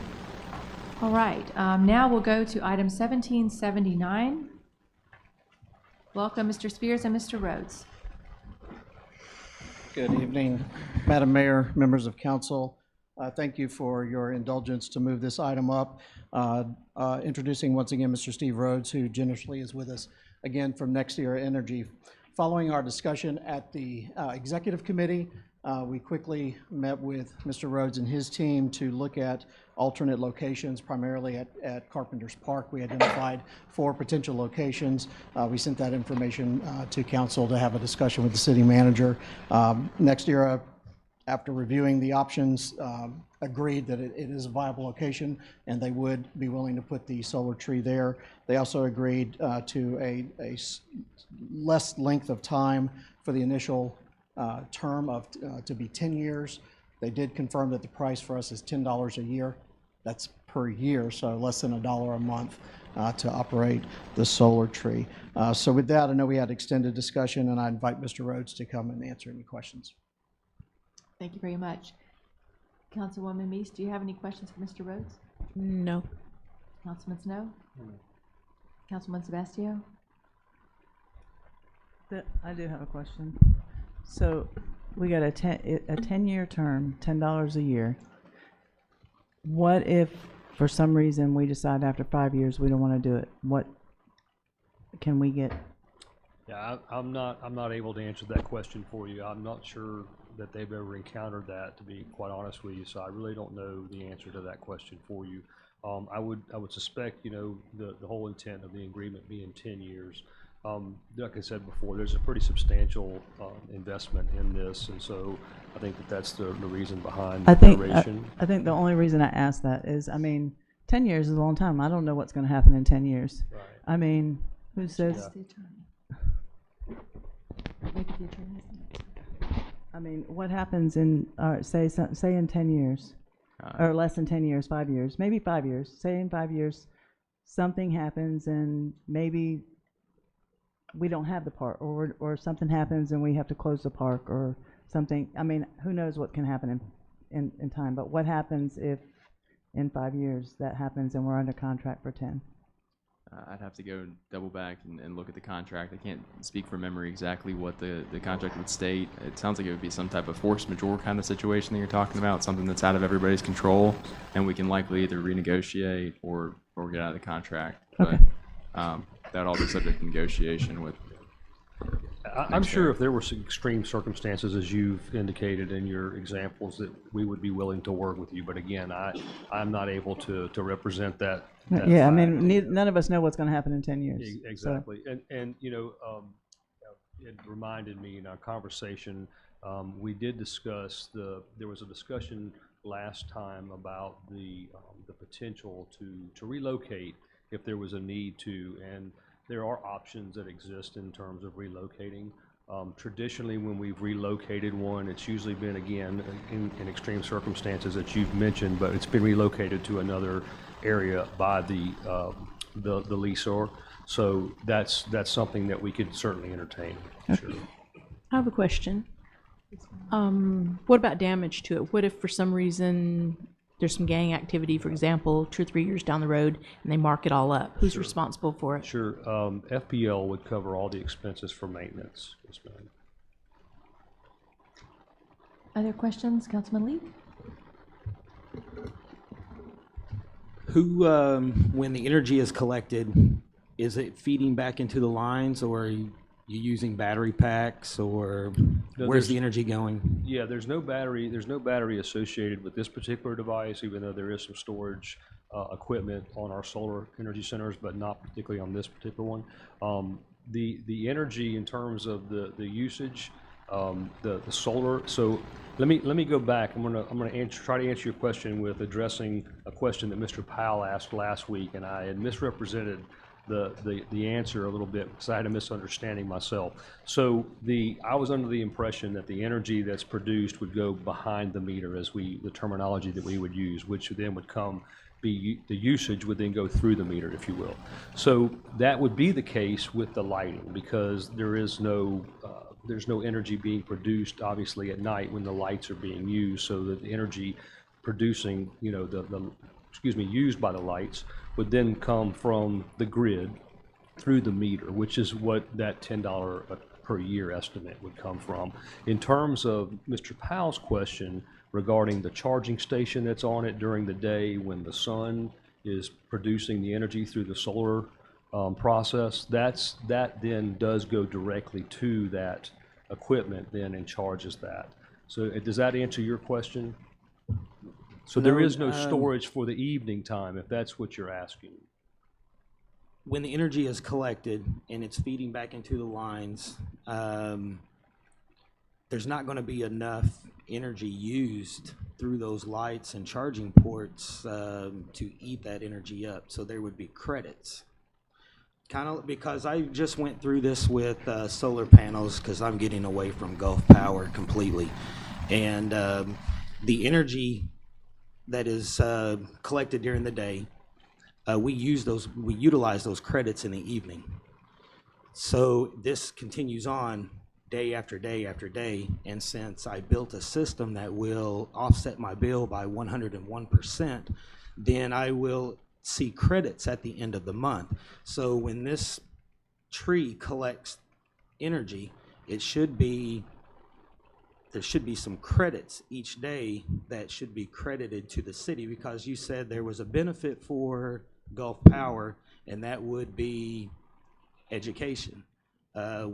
And up here last time we talked about it, we didn't see much of a benefit for the city.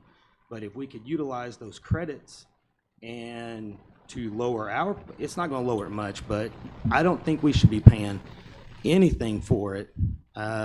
Utilizing our land, we utilize your tree, you benefit because you said there's education involved. You get to educate, that is your benefit. So I think we should get to see the credits, and I think there should be a zero. The city pays nothing, even though if it's $10. I just don't think we should pay anything.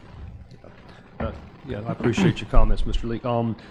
The question regarding the payment, there is the potential for us, and I'd mentioned this in discussions, that if that's a concern for the council, then we will certainly entertain a nominal fee for the usage to cover that cost, that estimated cost that we just discussed in terms of the lighting. It's my understanding that this equipment does not utilize what we call net metering. So the system that you described for your rooftop solar with your solar company, there is a net metering element to that. So we come out, we put a special meter on your home, and then that's what enables it to collect, if you will, that credit where it goes back onto the grid. It's my understanding that this does not utilize that equipment. I don't even know if there's a potential to. I can certainly look into that if that's a need or concern, but I don't. It's my understanding that that's not the case with this. I just don't think it's going to be used very much, and it will. And it's going to sit there. It should feed back into the lines and at least create a little something. Yeah. Ms. Rice has some comments. Had a few questions. So we're using the lighting at night in Carpenter's Park, but Carpenter's Park is closed. So is there a plan for what we're going to be lighting up, or is it just that the solar tree will be? It's just it's just a lit. decorative lighting. Oh, It's- okay. it's More of a question for okay. Mr. Jorgensen, probably. I mean, Yeah, some of this is. Yeah, the answer is just the tree is lit up. Okay. And Mr. Leak, Councilman Leak has made a valid expression, but I can tell you that from a staff perspective, to promote the use of alternative energy, whether it be solar or whether it be wind, is, from our perspective, important within the community, to get people to understand that if we can wean ourselves off fossil fuels and use alternative sources of energy, we will do some wonderful things from an environmental standpoint. And we think that that's an important component of hosting the tree itself. Council expressed an interest in the project. If it was moved to Carpenter's Park, we found an appropriate location to move it to Carpenter's Park.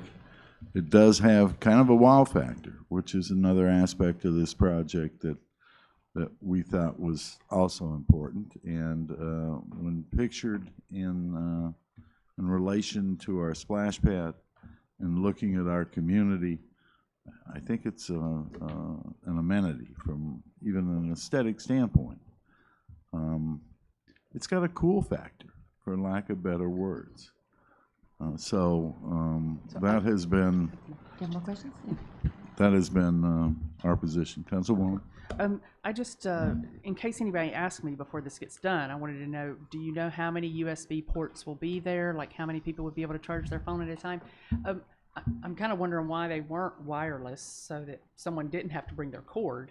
Like, you know, that could just lay their phone on it. But is there a shelf there on your, to where they Yes, can put their ma'am. phone? We had some. I did see some pictures, but I just didn't notice if there was a shelf. There is. Okay, okay, that's good. Because, I mean, and I talked to Mr. Jorgensen about if we'd be able to put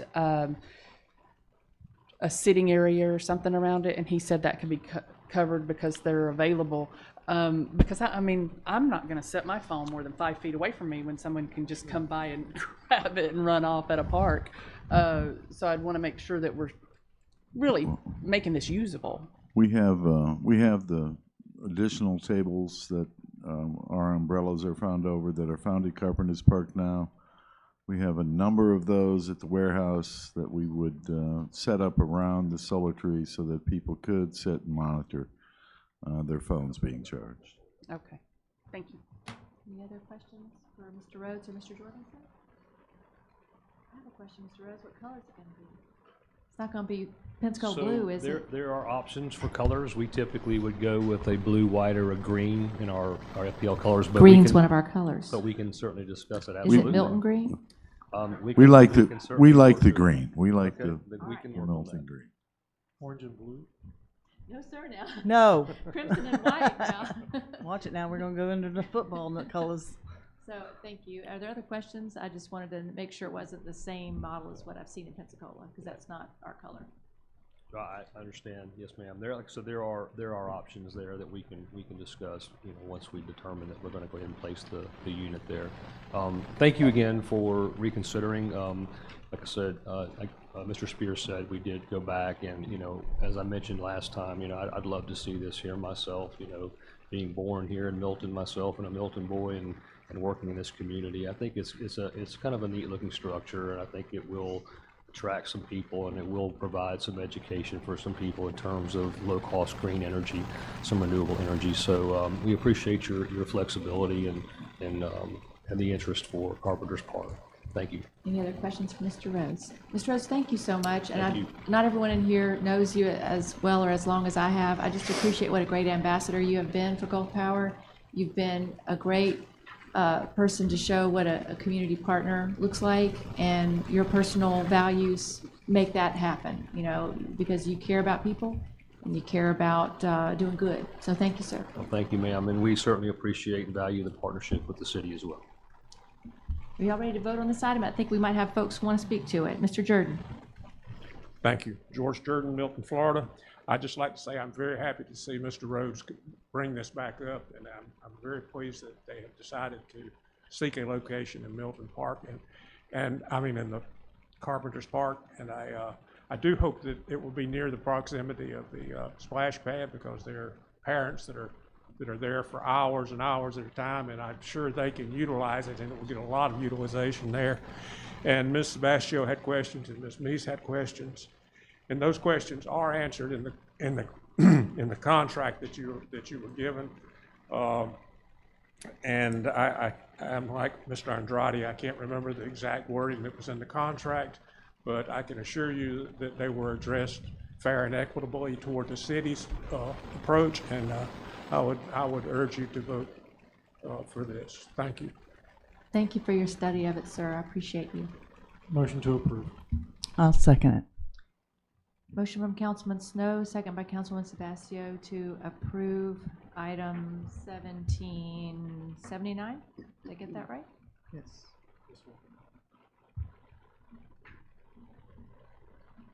And we'll just, yes. Okay, so here are the votes. Councilman Rice, aye. Councilwoman Meese, aye. Councilman Leak, nay. Councilman Snow, aye.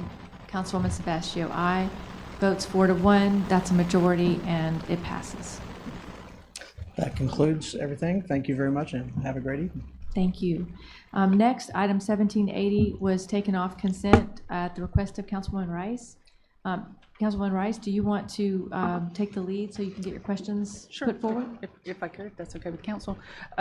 So item 1780, the J.B. Turner School Historic Marker. I watched the last meeting, and there was talk about putting the marker down on federal property.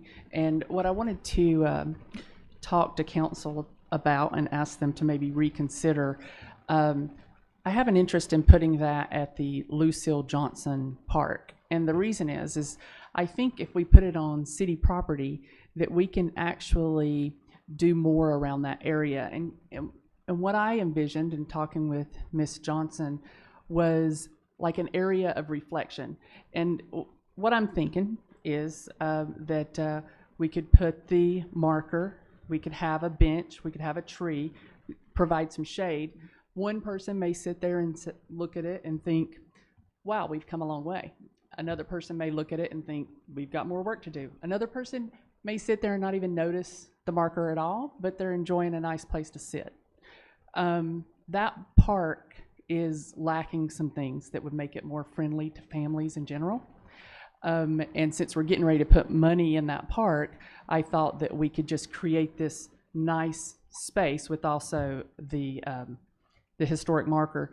The concerns I have with putting the historic marker down on federal property is that, for one, it's gonna look very barren because it's just gonna be that marker. If they do make use of that property, they may want to move the marker.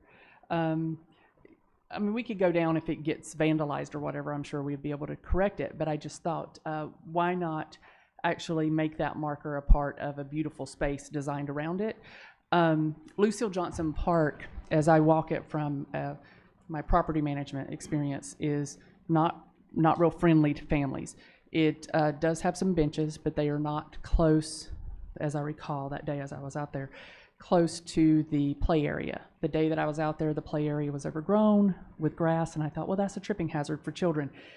There is the basketball courts, but I thought, well, if someone comes and they're watching basketball, but they brought a smaller child, they may want maybe away from the groups or away from where the basketballs might bounce off the court. And I thought that that could serve that purpose as well. So that was my thoughts and my hope that we could put it at Lucille Johnson Park rather than on federal property. Just that was my vision. I talked to Miss Johnson, and I think she was in support of that. So I don't know if the council would entertain that or not. Ma'am, before you comment, I just have a question to Mr. Jorgensen. When this came up last week and the public made the comments they did, I believe there was a question about whether it could even go on that property. Have y'all had a chance to look at that?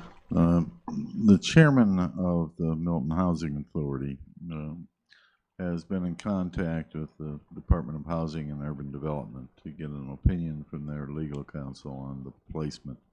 He is of the concerted opinion that it will be provided for. My position was and is that until we receive a statement from them indicating that, we couldn't put it there. So why doesn't this item just get moved to until we know that answer? That's a council. Okay. So, Mr. Snow? Councilwoman Rice, I understand that totally, and I'm not against that. I'm thinking, because we had a pretty large crowd here that was for it to be at the actual place, but I like your educational part that you're mentioning. Why could we not have a marker at both if the federal approved that? But like you said, people are standing around, you might have it in the corner. Hey, if you look across from here, we might have just a sign that basically states the same thing, but just points to that direction verbally. I'm just saying. I'm fine with that. I don't remember what the cost was. Yeah, Sorry. I mean, I think we achieve educational part is worth the cost, like you're stating. But I know, mostly that whole side of the room was set that they wanted it there, and I think a lot of them have a lot of ties to that. And Ms. Johnson's not against that either, but I mean, maybe we can do it at both. Do you have a comment on that, Ms. Johnson? Ms. Johnson, do you want to come forward? I was going to ask. Just a solution I thought that might work both ways.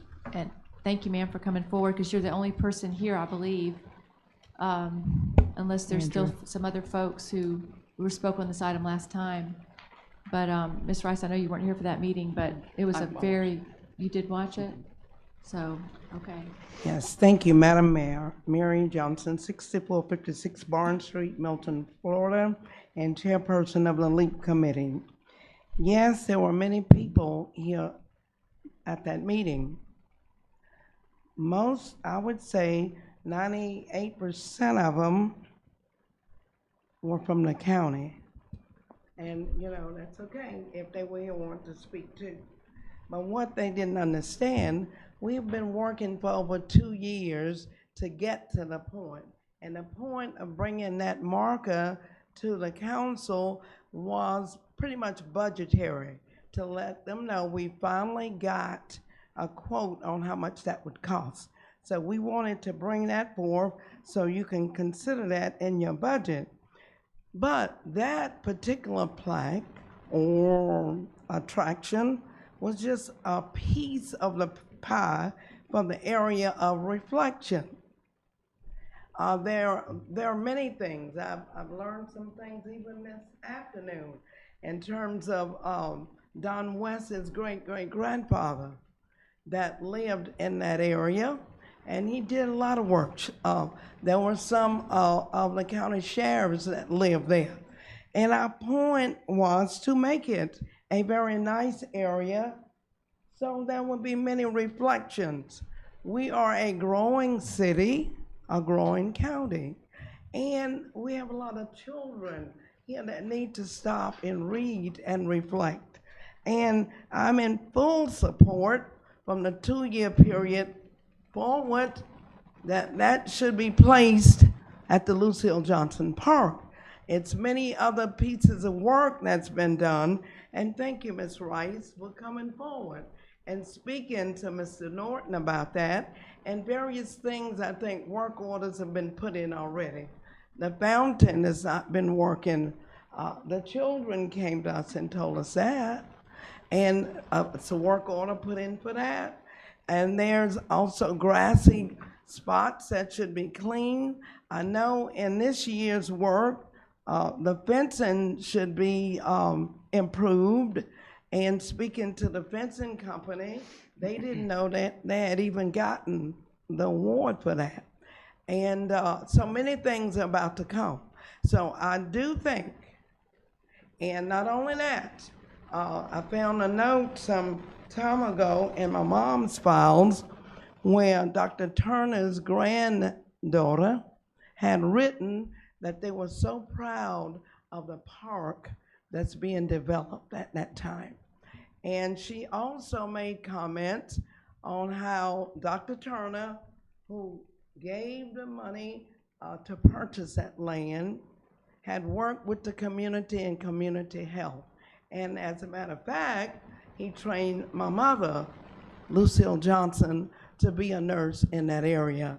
So the collection of those things would have been great and meaningful. And I stand to say that at this point, we just only wanted you to see the cost of that. And we also, once again, from the committee from years ago, had also recommended the Lucille Johnson Park because we plan to expand on that area and make it a great piece. Thank you. Hi, Mayor, may I say one more thing? So, you know, it always takes lots of pieces coming together to actually change, I'm going to use the word vibe, of a park or of an area. And we've got some problems at that park. You and I discussed that. One of the things that will change bad behavior at that park is getting the parents out there, because the parents aren't going to have that around their kids. So if we can make that park more attractive to parents bringing their children, it will clean it up. For one, because drug users are not going to want to be around them. Drug dealers don't want anybody to see what they're doing. So those people will move out of that area if we move in families that are watching and that will, you know, that will call. That's my experience as a property manager. That is just a natural way to clean up areas, but you have to make it attractive to families to be there. So nice places to sit with some shade, clean up the park area. I talked to Mr. Norton about some fixing an area where it was painted over from graffiti. Ms. Johnson pointed out some bushes that needed to be trimmed down or cut back. In areas like that, trees that are lifted are very good because people can't hide behind them, but they still provide shade. So it's just a lot of things that need to come together to change that park, right? And I think this is a part of it. And also during our meetings, we've had actually a graduate from that school there. And the graduate there talked about the school, and I think they had like clay grounds for basketball. And I asked him just right off, what would he say? And he said it should be at the Lucille Johnson Park.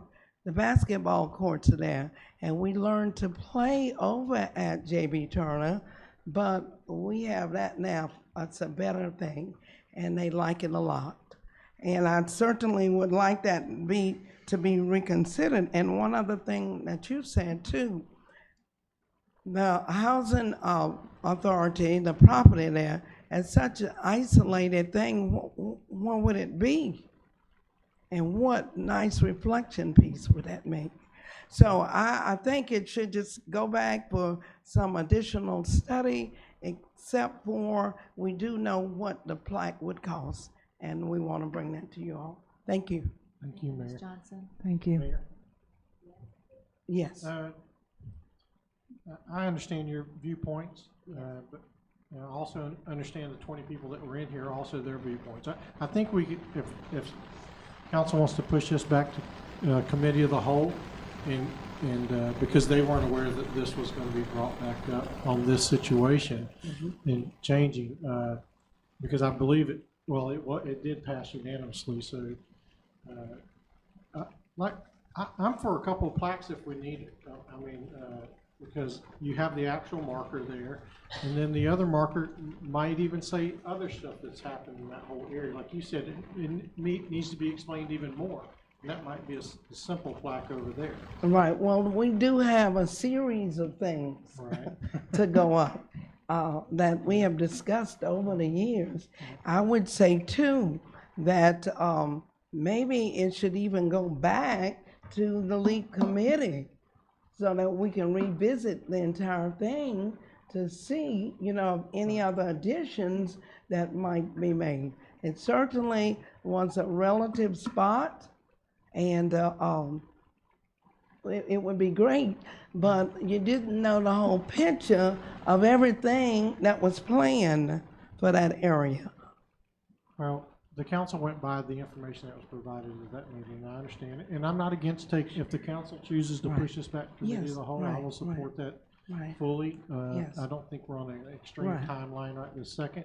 We do, or staff's trying to get information from the housing. That is correct. So, I mean, I'll move that we move this back to committee of the whole.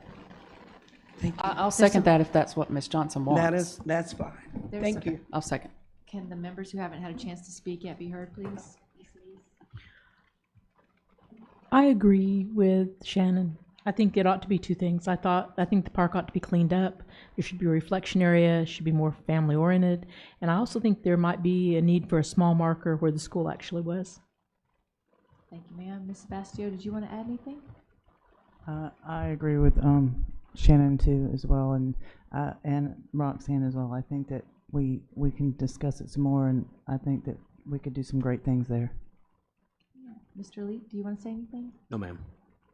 Okay, so there's been a motion to return this item for further discussion at committee of the whole, and Ms. Rice has seconded that. The council agrees with it. Formally, y'all actually don't have to make a motion to remove it. It's simply you refer it back, and it doesn't even have to be voted on, but I think that if you did vote, it would show you unanimously agreed. If y'all want to complete the voting, you can. But council, you always have the privilege to return something for further discussion without a formal vote. Thank you.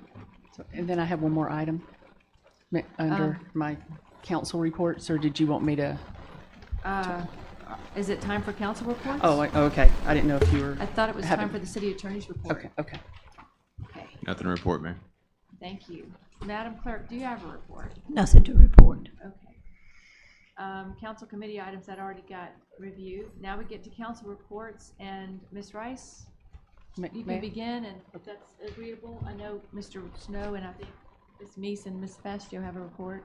Mr. Leak may not, but we'll go in order if that's okay. If they have the video ready to play. and it has been edited to remove cuss words, profanity.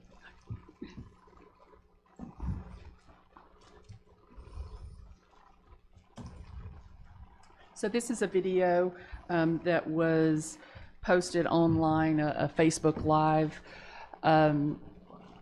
It was of a street fight. There is definitely dispute over whether it was a planned fight or not. I found posts from earlier in the day and the day before. It looked like calling people out to this fight, and a video from earlier in the day. So everything, it looks to me like it was a planned fight, but nonetheless it was a fight. And at the end of the video, and there's people cheering it on, and then at the end of the video, one of the nonprofits that we've been trying to help here in our city, I don't remember the exact words, we're going to see it here, but yells out their name, and that's no lies, nothing like that. He lied. We live, man. We live, man. Live action. Oh man, you trying to stab somebody, man. Oh, look, hold on, man. No, come here. Hold on. She got something in her hand. What's in your hand? What's in your hand?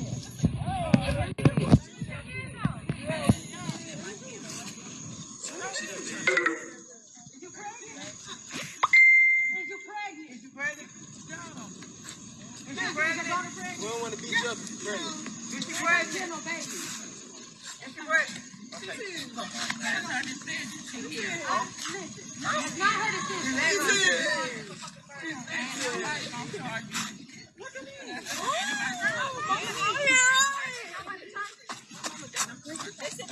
It's on film. Ain't no charge. Oh, man. It's on film.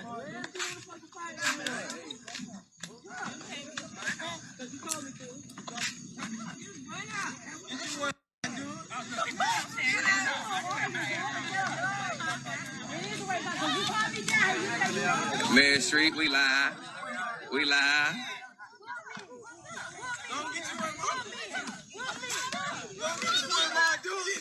It's time. There it go. There it go. There it go.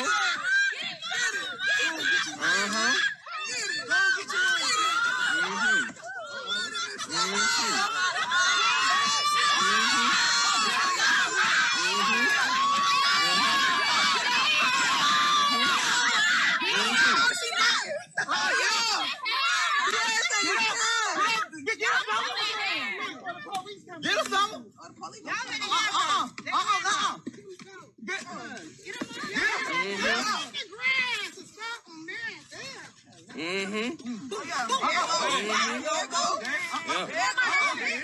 Yeah, there you go.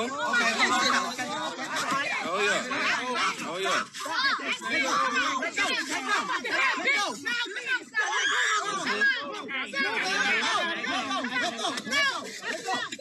Let go. Oh yeah. Yeah, you got that. Oh yeah.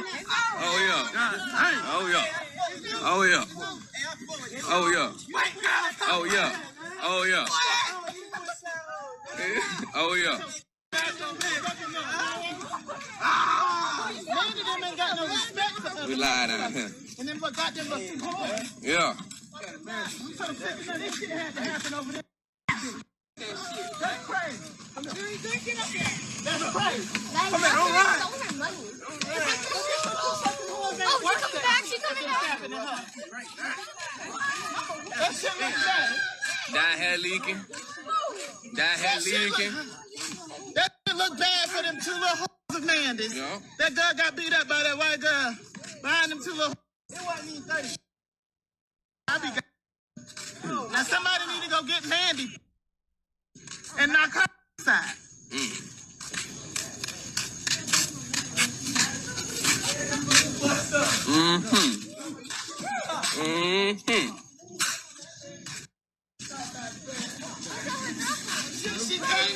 Oh yeah.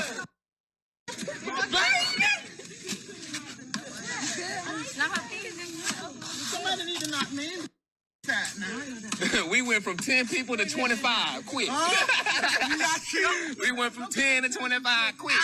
We got you. Man, hey, we ain't done either. Hey, and you already know what I'm talking about. We ain't done either. Straight like that. Let's go, y'all.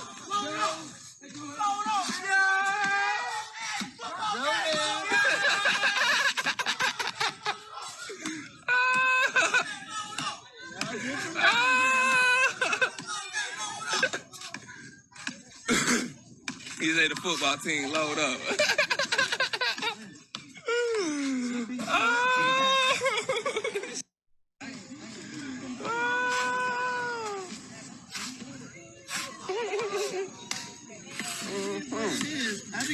So you lose some.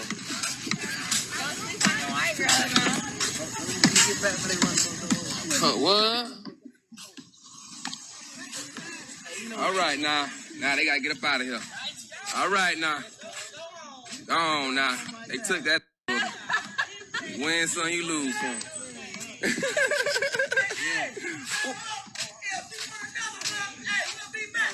Hold on, what you say? Hold on.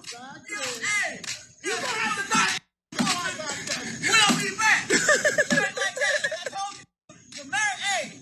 might be Milton United, but no, we still up in this. You go f*** me. Straight like that. Party like that. So Milton United is still in the building, and then we gone. Out, chill.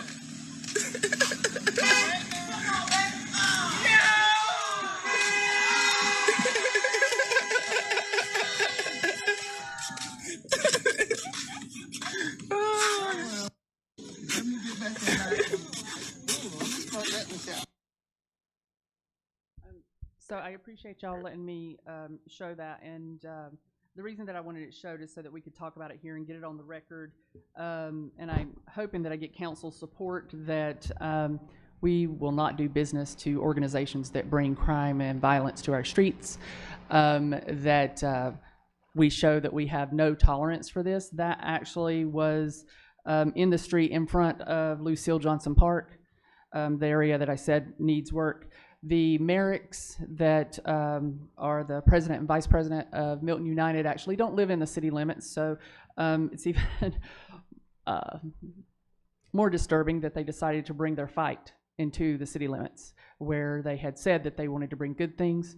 Since this has been posted, they've continued to talk about fighting. They've continued to talk about that fighting is better than guns and knives. I do not think that this is an organization that we should do any business with, or any tax dollars or any taxpayer time should go to even considering anything to do with this organization. And I just hope that, I don't know if we need a motion for that, but I want this documented in the minutes for historical purposes.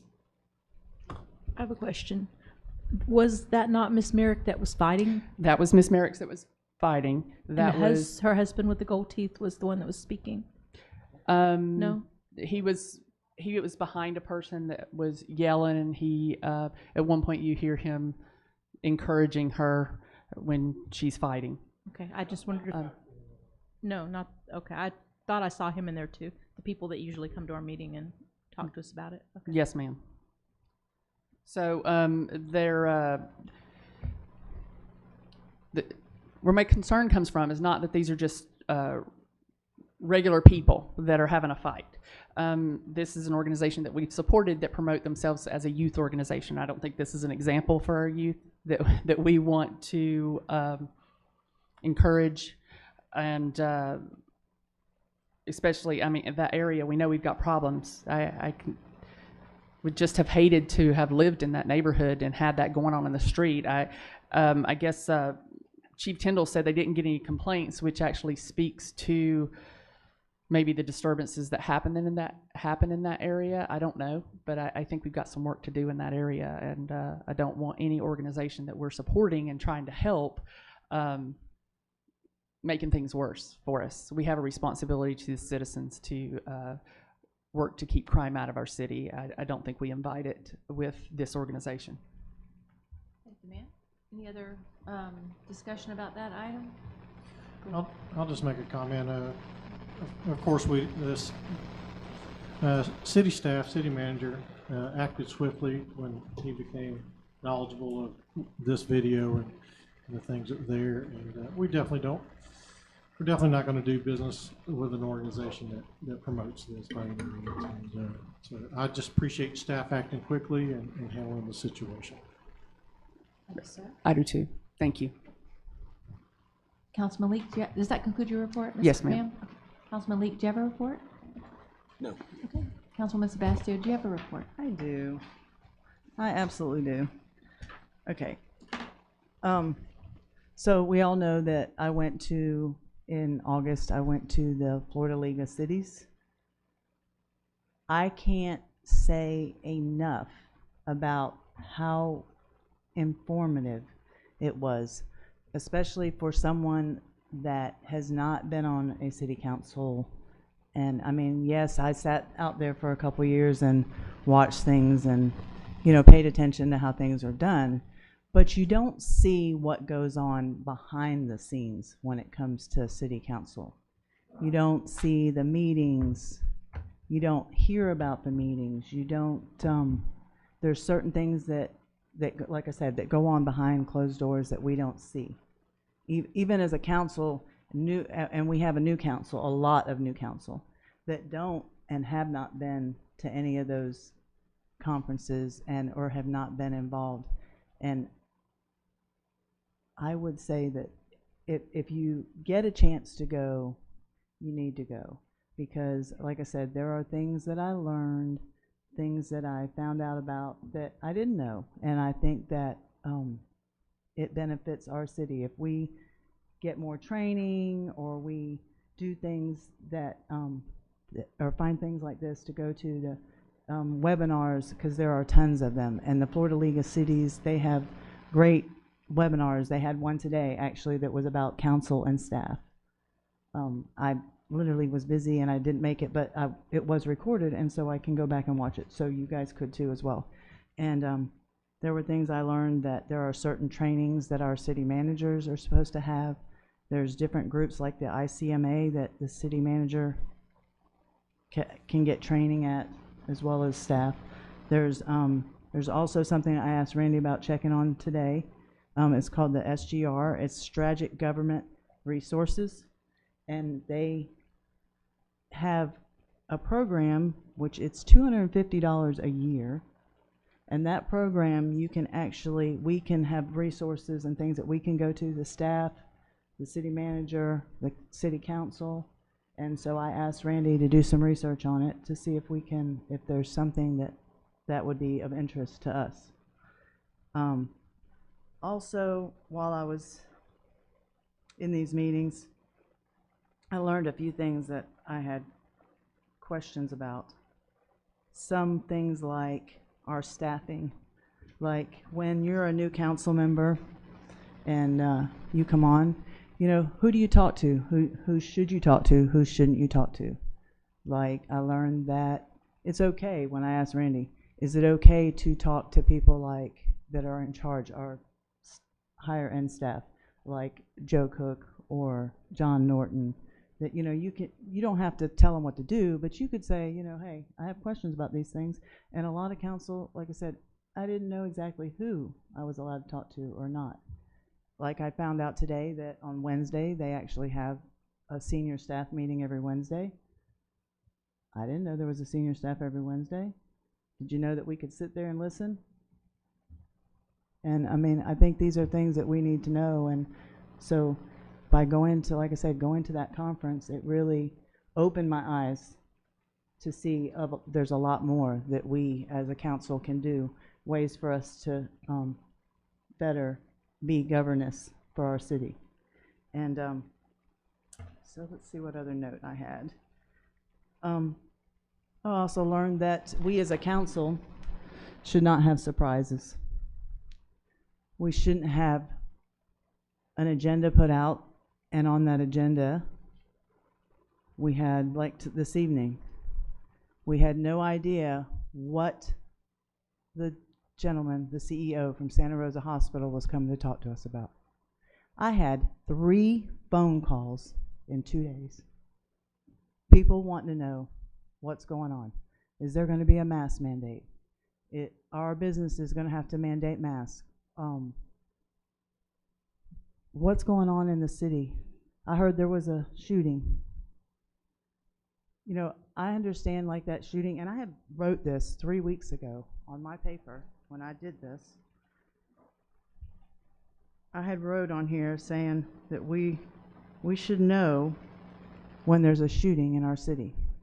Here it is 3 weeks later, and yesterday we had a shooting right outside our city limits. And I mean, when I say outside our city limits, I mean on city limit, right there. I live right there.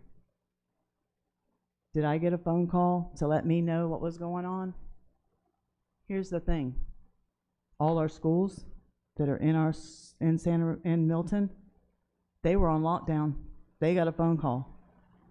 Every single one of our city councils, did any of these city council people get a call letting us know that something like this happened?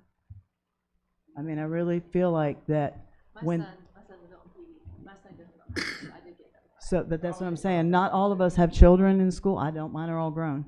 But again, I'm not just talking about, you know, I think that that I've learned that I think, and as they told me in one of these meetings that I went to, that your city council should not have surprises. I think that we need, I feel that we need to at least once a week, you know, get, like I said, now that I know we have this meeting on Wednesdays, which is great because now I know that I can go to those and we can see what's going on some more.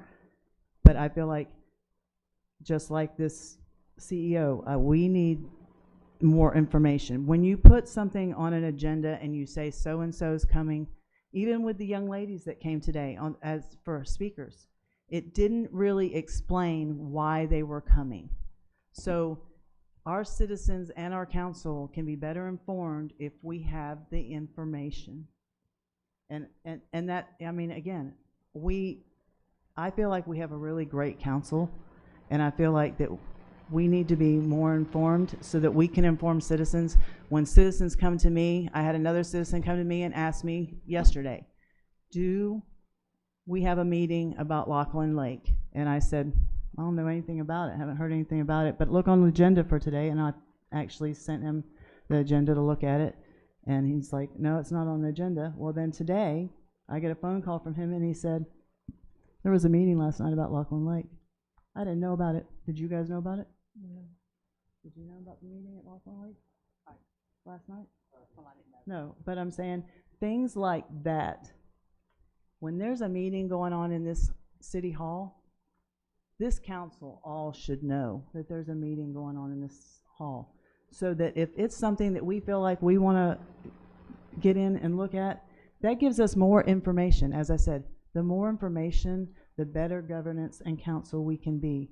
So I'm asking that we start getting that information. In other words, like on our agendas, if it's somebody's coming to talk to us, we need to put on there, this is what they're coming to talk to. I don't want the surprises. I know this council doesn't want them, and that's what I'm asking. Mr. Bastiat? Yes. I agree with what you said, and I'm sure staff does too. I will say, when I was in touch with the city manager, the reason he didn't have much information is basically because our police right, and did that's, not respond. and that's what I understood. It was counties. But I will say in the past, because I've been on for about 5 years, and thank goodness we don't have this event very ever often. So, but I have been notified by the city manager, you know. Yeah, I think the only reason that it really worried me the most, major crime like right, that, yes. But like I said, I think the reason it worried me the most, one, was right outside of where I live, and two, it's when it's important enough for our schools to lock down, then it's important that our council knows what's going on. If I could respond, first, it is in our jurisdiction. I did get a phone call from the chief of police telling me there had been an incident. He also told me that it wasn't within our jurisdiction. As another point of information, the school system is not going to share with the city manager why they're putting schools on lockdown. They're doing that for good reason. Maybe they want to contain that information, and there's an incident that they don't want until the right time to share with the public. So I can only tell you what I know. And if I'm not getting the information because the authorities who are involved in an investigation don't share it with me, it is really hard for me to share with you. Who, when something like that happens, who notifies the schools that they need to go on lockdown? I would suspect it would be the sheriff's office that took that action. Well, then I think maybe we need to speak with the sheriff's department and explain to them that it's important that if they have to lock down our schools, that we need to know right away so that our citizens are aware and our council is aware of what's going on. I'm more than willing to ask, but it's that would be a decision of a constitutional officer of Santa Rosa County. Thanks again also for going down there. Yeah, A lot of and useful so information. like I said, again, like I said, I've had a little bit of time, especially with my husband being sick and myself at home, and I had a chance to really go over, and I recorded all of the meetings that I went to while I was at the conference, and they were, like I said, extremely informative, and I beg that if any of you guys ever get a chance to go, it was very informative and really great for anyone. I reinforce that. I think the league is a wonderful conference on And I an was annual basis. pleased to go, and I'll go again. What time are the Wednesday meetings? Oh, they start at 8:30. Keep in mind that, just as I had shared with Councilwoman Sebastio, the purpose of that meeting is to coordinate and communicate all of our activities, and council is more than invited. I don't have a problem with council engaging directors. Directors then tell me about the discussions they've had, just as I ask council to do the same. When you ask something of a department head, if in fact what you ask is not done by that individual or that department, the person you're primarily going to hold responsible is me. And that's why I would ask that you communicate with me any conversation that you have with those directors. Please do not provide direction or comment to line staff, someone below those positions. That's my responsibility. So that's how I feel personally, and that's what the code would call out. Those directors are going to have conversations with me, just as I would hope you do, and we can achieve whatever objective it is that's appropriate based on those conversations.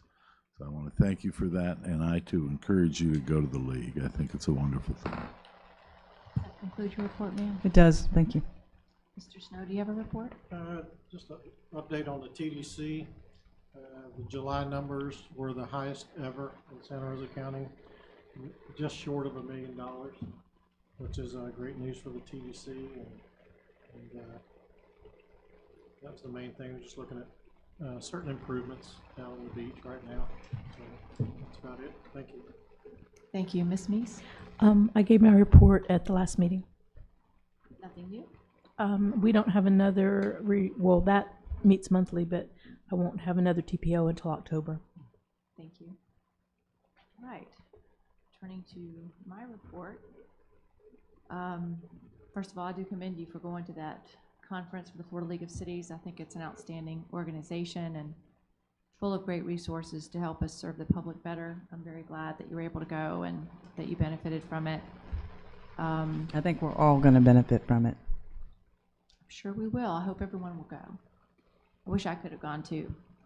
A couple other things that I wanted to speak to, if I may. Unless you have something you wanted to supplement. Do you have something else you wanted to say? Okay.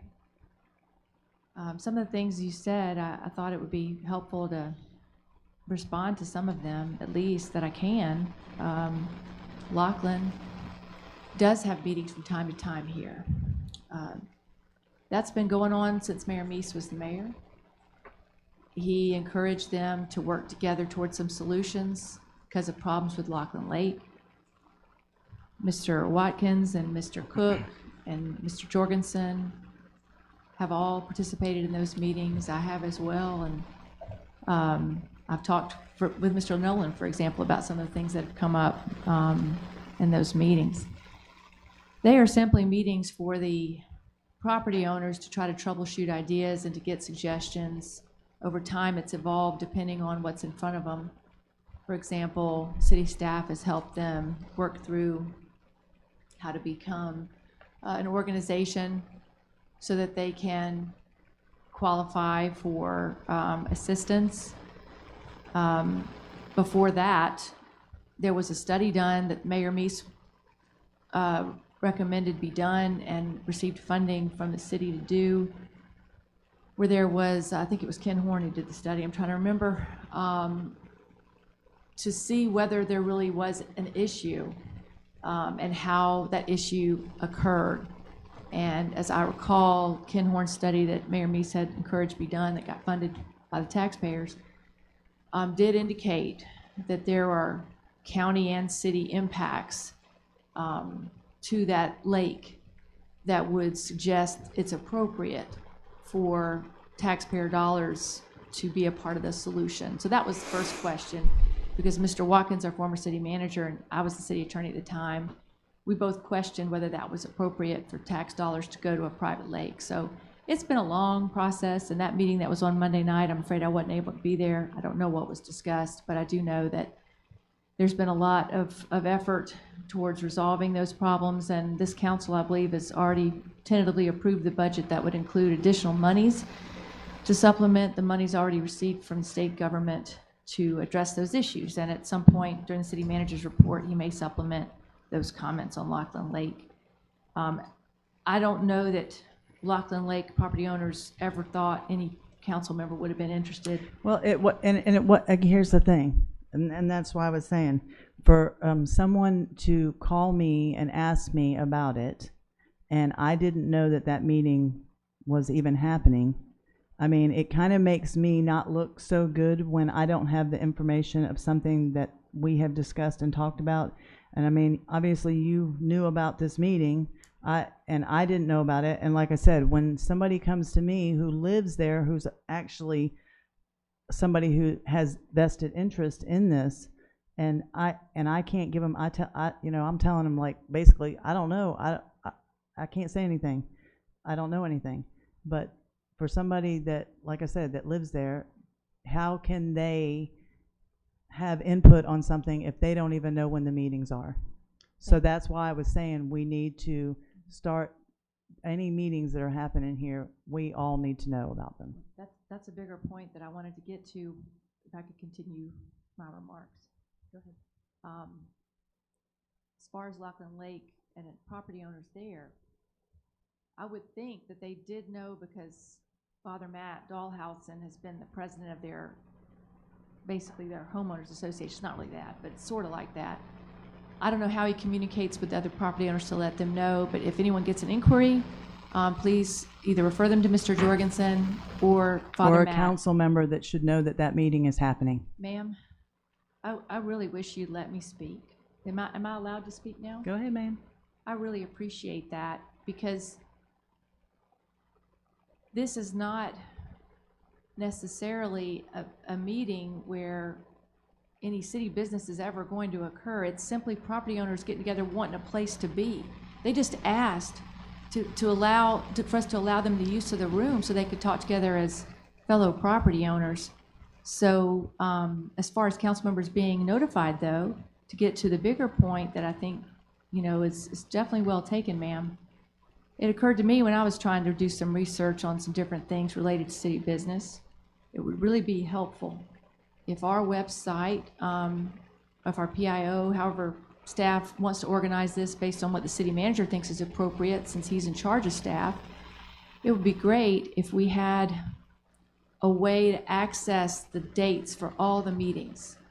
I know some cities have, they've already figured out when the meetings are going to happen, because gets decided. Like, for example, our meetings, we see that potential schedule in December, and council votes to approve the schedule. And there are other meetings too, like Historic Preservation Board or any other sort of meeting that is an official board.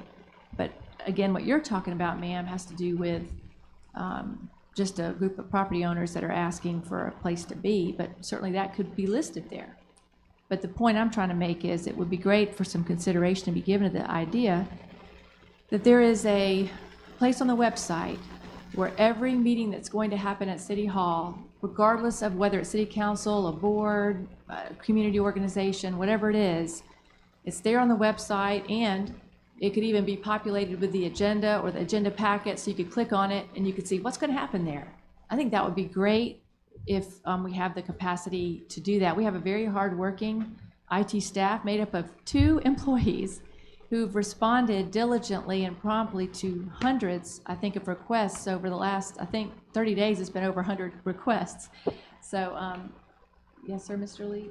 I don't mean to interrupt you, but I use it quite often, the calendar on the website. If you go down to view all events, it brings up another part of the calendar. It even tells you when pickleball and bingo and the Historic Preservation Board date is, Tai Chi, Executive Committee meeting, Labor Day, Milton Planning Board, LEAP Committee. It's all on the website. I think there's several buttons you have to press to get there, so it's a little hard to find, isn't it? Just 2. Okay. You just scroll down and it says. I'm glad to hear that. I hope you'll show me later how to do it. Yeah, it shows all events, and then it pops up the calendar. I have looked for it before, and sometimes I get lucky and sometimes I don't. My kids make fun of me almost daily for my computer forays, but I'm glad that that information's available. As far as Laughlin Lake is concerned, I suppose y'all can take that as a request to put those meetings on that website, Hunter, if Ms. Sebastio is permitted to make the request. Now, getting back to my remarks, unless someone else would like to say something, I agree. I don't like surprises either. In fact, that's one of the reasons that I ran for mayor, is because of surprises that were happening that affected seriously the city, and there was not transparency to the public. And in fact, the 2016 council, another reason I ran was because the 2016 council approved sharing quite a bit of taxpayer money and resources with an organization that was not responsive to concerns about compliance with Sunshine Law. It took 3 attorneys over a period of, I think, a year before that organization was even willing to contemplate that. So I totally agree with the concerns that were mentioned earlier. The city of Milton needs to support organizations that are compliant with the law. And if they are not compliant with the law, then that is an issue, and it has to be addressed and resolved. So I certainly agree with that. As far as my part in any surprises this evening, I certainly am sorry. You know, I've tried to get out of the business of working on the agenda because I was criticized for working on the agenda. So I try to stay out of it. I've looked at agendas sometimes at the, right before they go out. There's just not a whole lot of time because we're trying to make sure we get it out for y'all to see it. And by the time I get the draft, I do have another full-time job.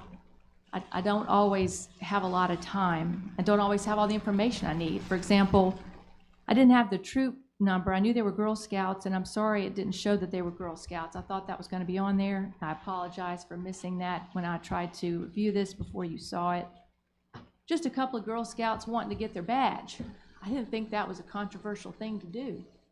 It didn't even occur to me that council would be upset about 3 young ladies wanting to try to give some remarks. As far as Mr. Sills is concerned, again, I wasn't upset, just to make that put. I mean, I only said it because, again, when you're putting something on the agenda and it doesn't tell you what it is, it makes it difficult for us as a council to vet something before they come, so we know what we're looking at. That's all I'm asking. And I wasn't upset, believe me. I love Girl Scouts. I was one too. yeah, I love being a Girl Scout too, and certainly vetting is really important. In fact, we have a policy about that which hasn't been abided by. When someone wants to be an invited speaker, these ladies weren't invited speakers. They were just here they were invited speakers listed. They didn't have a PowerPoint presentation. If you do have a PowerPoint presentation, please give it in advance to the city manager so that IT can make sure the slides are okay and there's not going to be any technical problems.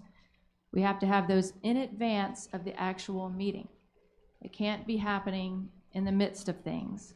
If someone would like to be an invited speaker, there are two ways to become an invited speaker. One is to ask me to do it. If it's some Girl Scouts, I'm not thinking I need to go ahead and ask council, hey, is that okay with you guys? I do believe I did mention to council that the Girl Scouts were coming. I can't remember exactly, but if y'all want me to go back over prior meetings, I'll be more than happy to try to make sure I've looked at that. The other way to become an invited speaker is y'all come up and ask council to please put you on the agenda, and by majority, they will do so. Because we're a government where not one council member should decide what subject matter y'all are interested in or this council's interested in. That's another reason why you don't have to be an invited speaker to bring your subject matter that's important. You can come up at Persons to Appear at any meeting, and you can ask council to let you speak for an extended period of time at the committee of the whole if you have a deep dive on an important subject matter you want them to know, because they need to be informed before they make their decisions. I absolutely support that, always have, and that's one reason why I care so much about process. Because if y'all don't have a good process for your government, then mistakes will happen, because folks make mistakes when they don't have a chance to study and learn and be advised. So Mayor, can I address that real quick? I'm trying to make my I know report. you It'd be are, but done you're- faster if y'all let me speak. Well, that goes both ways. Okay then. Well, why don't you go ahead and interrupt me and have your report Oh, again? well, you interrupted me several times. You're questioning people, or the council are invited speakers at committee of the whole. This council can have invited speakers at the city council meeting and any other meeting that they choose to. You try to get us to push it off on committee of the whole all the time. It's one of your little tricks that you do, and it's unacceptable. So you're saying that we need to approve, you just said that a council member can't put somebody on as an invited speaker without the other council members approving it. Well, you get to put invited speakers on without the council approving it all the time. So just Tell me when I've done that, except for Girl street Scouts. light. Oh, okay. If we want to go back over that, I'll be Well, more than you happy to asked me to relitigate name that one, one. Mayor, and I did. I'll Thank you. relitigate I that made my too. statement. He was treated horribly, and he had an offer for y'all to consider that would have brought $360,000 guaranteed Well, the money. citizens didn't want it. And whether you want to consider it a bribe or not, ma'am, there's going to be another Persons to Appear opportunity before the meeting's over. I welcome you to speak at the podium instead of from the audience, because one person at a time, decently and in order, is how a meeting should be run. We should be respecting this chamber, even if we don't agree with each other, even if we're mad at each other, no matter what resentments we are nurturing against one another. Can we please respect this? I mean, maybe it's because I was raised in a military family. I spent most of my first 5 years with my grandparents. And Ms. Cagle, you're more than welcome to come speak at the podium.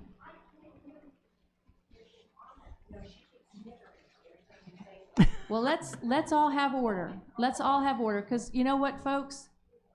It gets done faster when we all listen to one person at a time. My grandfather was a Navy pilot.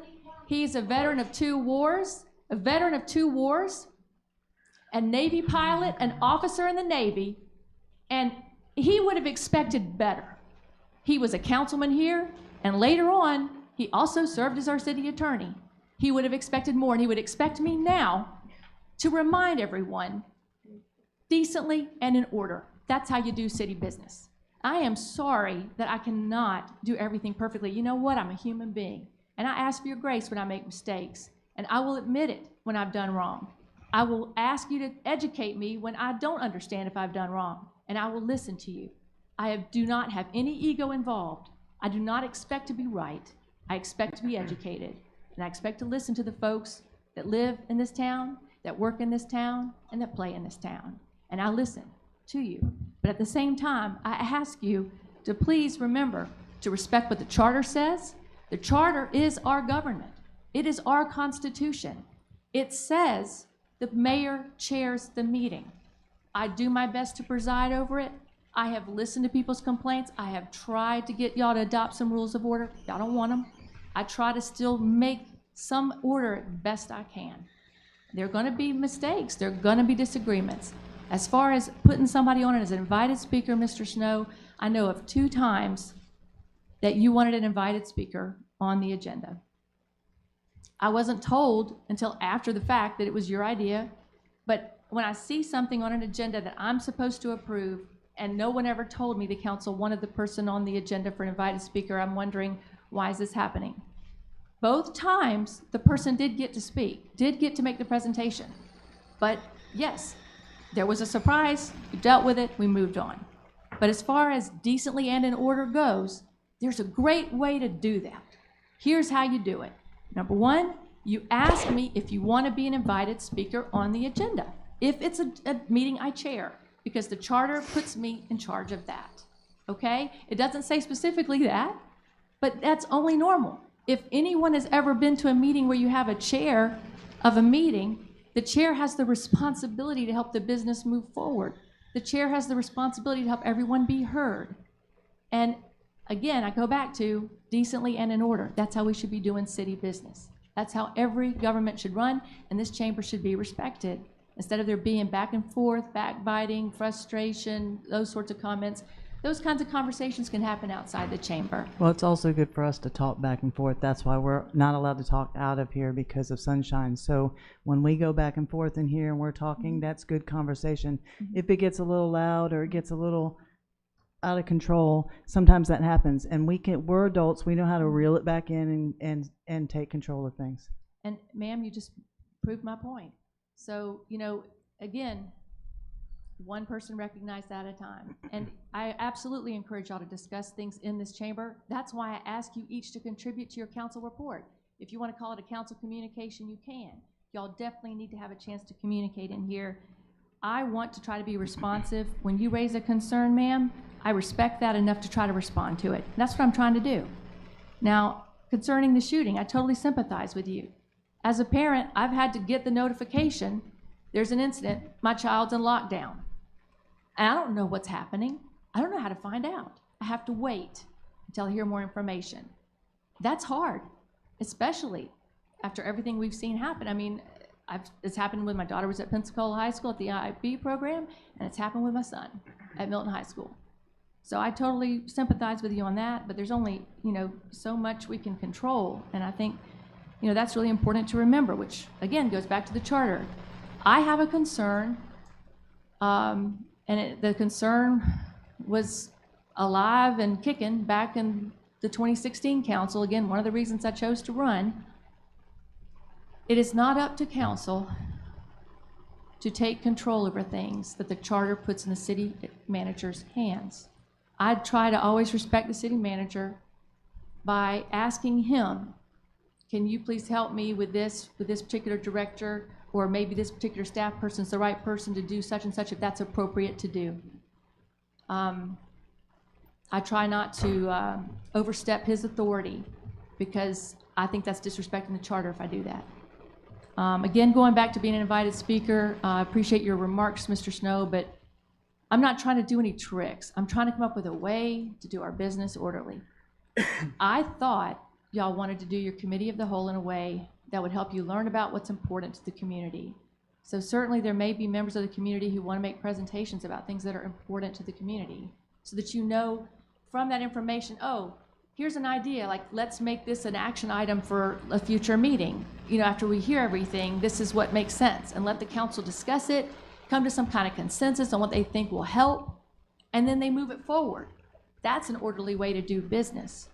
What isn't an orderly way to do business is to have something brought up and it appear to be a crisis of urgency that has to be acted on right now, and it's never been discussed in a meeting before, but it becomes an action item right there on the scene, never before previously noticed as a potential action item. That is a problem. But even things that have been known to the public to be an action item, the 2016 council didn't always listen to. They let the public come in, make their complaints, snickered at them, rolled their eyes at them, and then proceeded to vote in a way that did not respect the majority of what they were hearing from the public. So I'm very glad that the public continues to be engaged, and I'm glad that this council is listening to the public, and I hope that that will continue. It breaks my heart that people are working their butts off to save people's lives. And, you know, it's not easy. And people are suffering. And people have their sincerely held beliefs, and they're struggling. Speaking to the question that was raised earlier about Mr. Sills, he recognized that there was some controversy. He did not want to disrupt our business by coming. I didn't know he actually came. I've heard it said that he was here. I didn't know that. I spoke to him on the phone while I was at my other job before I ever drove over here. And he said, you know, I don't want to disrupt your business. And the employees that I would like for you to, you know, recognize, those employees, maybe they can come at a different time. I didn't have those employees' names. If I had had their names, it would have been on the agenda and everyone would have seen their names. I didn't know their names. So I can only work with the information that's given to me. Life is not perfect. I am not perfect. I can only ask for your grace and try and pray that folks will start recognizing some folks who don't seem to want to ever give the benefit of the doubt. And there are folks who are mad at some of these council members and some staff, and I asked them, please give them the benefit of the doubt. Please give them some grace. And I ask the same thing for me. Give me some grace, please. I need it because I'm a human being and I'm working as hard as I can to do the best that I can. I pray every day. I pray before this meeting. I pray during this meeting. And I try to get out of the way and let myself do what's best. And I'm going to make mistakes. And all I can do is ask for your prayers on that. And I appreciate your attention to my report. And if I've raised new controversies, by all means, council, let's go one by one so y'all can keep talking about it. Mr. Snow, do you want to speak, or Miss Meese? May not. Can I just ask Miss Meese if you want to speak, so I don't forget to recognize you? About the only thing I can really say is it seems like every single meeting we spend 30 or 45 minutes on your report with you talking down to us and scolding us. I mean, it's the same thing week after week after week. We sit here for 30, 45 minutes and get chewed out and scolded and told how terrible we are and how we're not following rules. And I mean, it's boring. I mean, I'm tired of it. I don't think we do a bad job. I think we do a great job. And I think that active conversation, we're not under sunshine here, we can talk to each other, and I think that's great. But I mean, you tell us the same thing every week, and it's just getting really old, getting scolded. I'm sorry, that's just how I feel about it. Nothing, you know, it's just, there's no reason for it. We either get a sermon, which we should normally get at church, or we get scolded about how we're not following rules, how we're not, you know, doing everything. I'm sorry, that's just how I feel. I appreciate that, but I hope you realize I'm not speaking to you when I'm talking about some of those issues. I mean, since it's apparently really funny for me to even comment further, I guess I won't say anything else, ma'am, but I want you to know that I don't intend to scold you. Thank you for raising that issue, because I want to call you in. I don't want to call you out. I think that, you know, I believe that you want to do good for the city. I believe that there are times, and I'm not talking about you, when there have been issues that have come up. And I would like things to improve. And then when folks bring up issues that they want to address with me, I try to listen to them, but I also try to say, here's what was on my mind, here's what I was trying to do. So thanks for listening, and you don't have to listen anymore if you don't want. Mr. Snow? Councilwoman Meese, I totally agree. I think I'm definitely tired of hearing the bashing.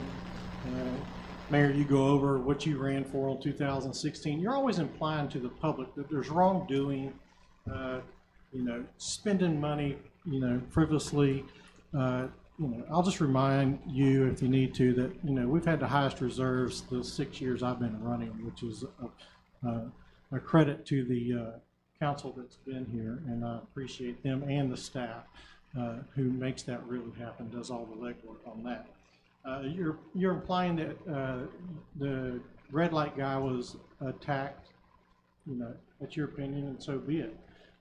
You're asking your attack on Vernon Compton when he was an invited speaker was much worse, and you want he's a chairman of one of the city boards. He doesn't have to have anything vetted, or shouldn't have. He's been well known here. It's not like somebody brand new coming in to have some information vetted. So that's totally different. You know, and again, I'm proud of this council. There's great things happening here. You're always looking at the negative. You're always trying to undermine this council. You did as an attorney, as I've said before, and you still try to undermine this council in the name of due process.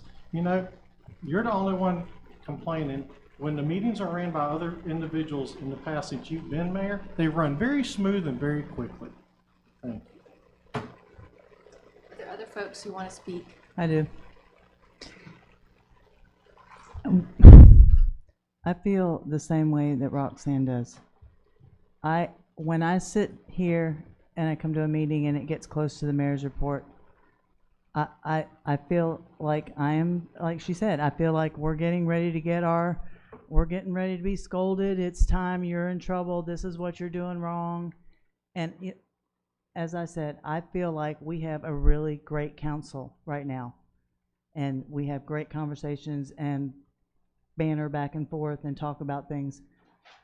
And I don't look forward to your reports because I don't want to be scolded. I have a mother. She's passed away, God rest her soul. And I had a father. I don't need it.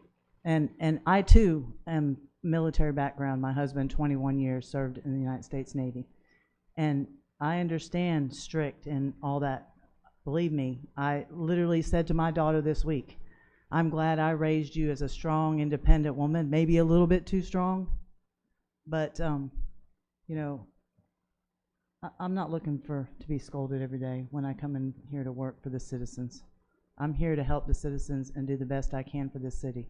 I'm not perfect, nobody is, but I'm not here to be scolded. Thank you. Anyone else like to speak? Mr. Jorgensen, do you have a report? I do. It's been 2 hours and 45 minutes since I sat down and I need to use a restroom. Thank you. I'll have a good evening. Okay. Members of the public, you're welcome to come forward and be heard on any item, whether it's on the agenda or not.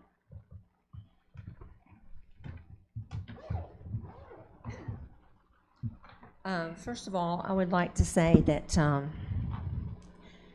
according to our charter, the mayor is the one who has the meetings, and she does. And each one of you council have an opinion. And Roxanne, in the past, when Wesley was mayor, we did listen several times. There's not many meetings that I have missed. My husband actually served as a city council person, and we have been at many of the City of Leeds meetings that Jimmy went, and I thoroughly enjoyed those.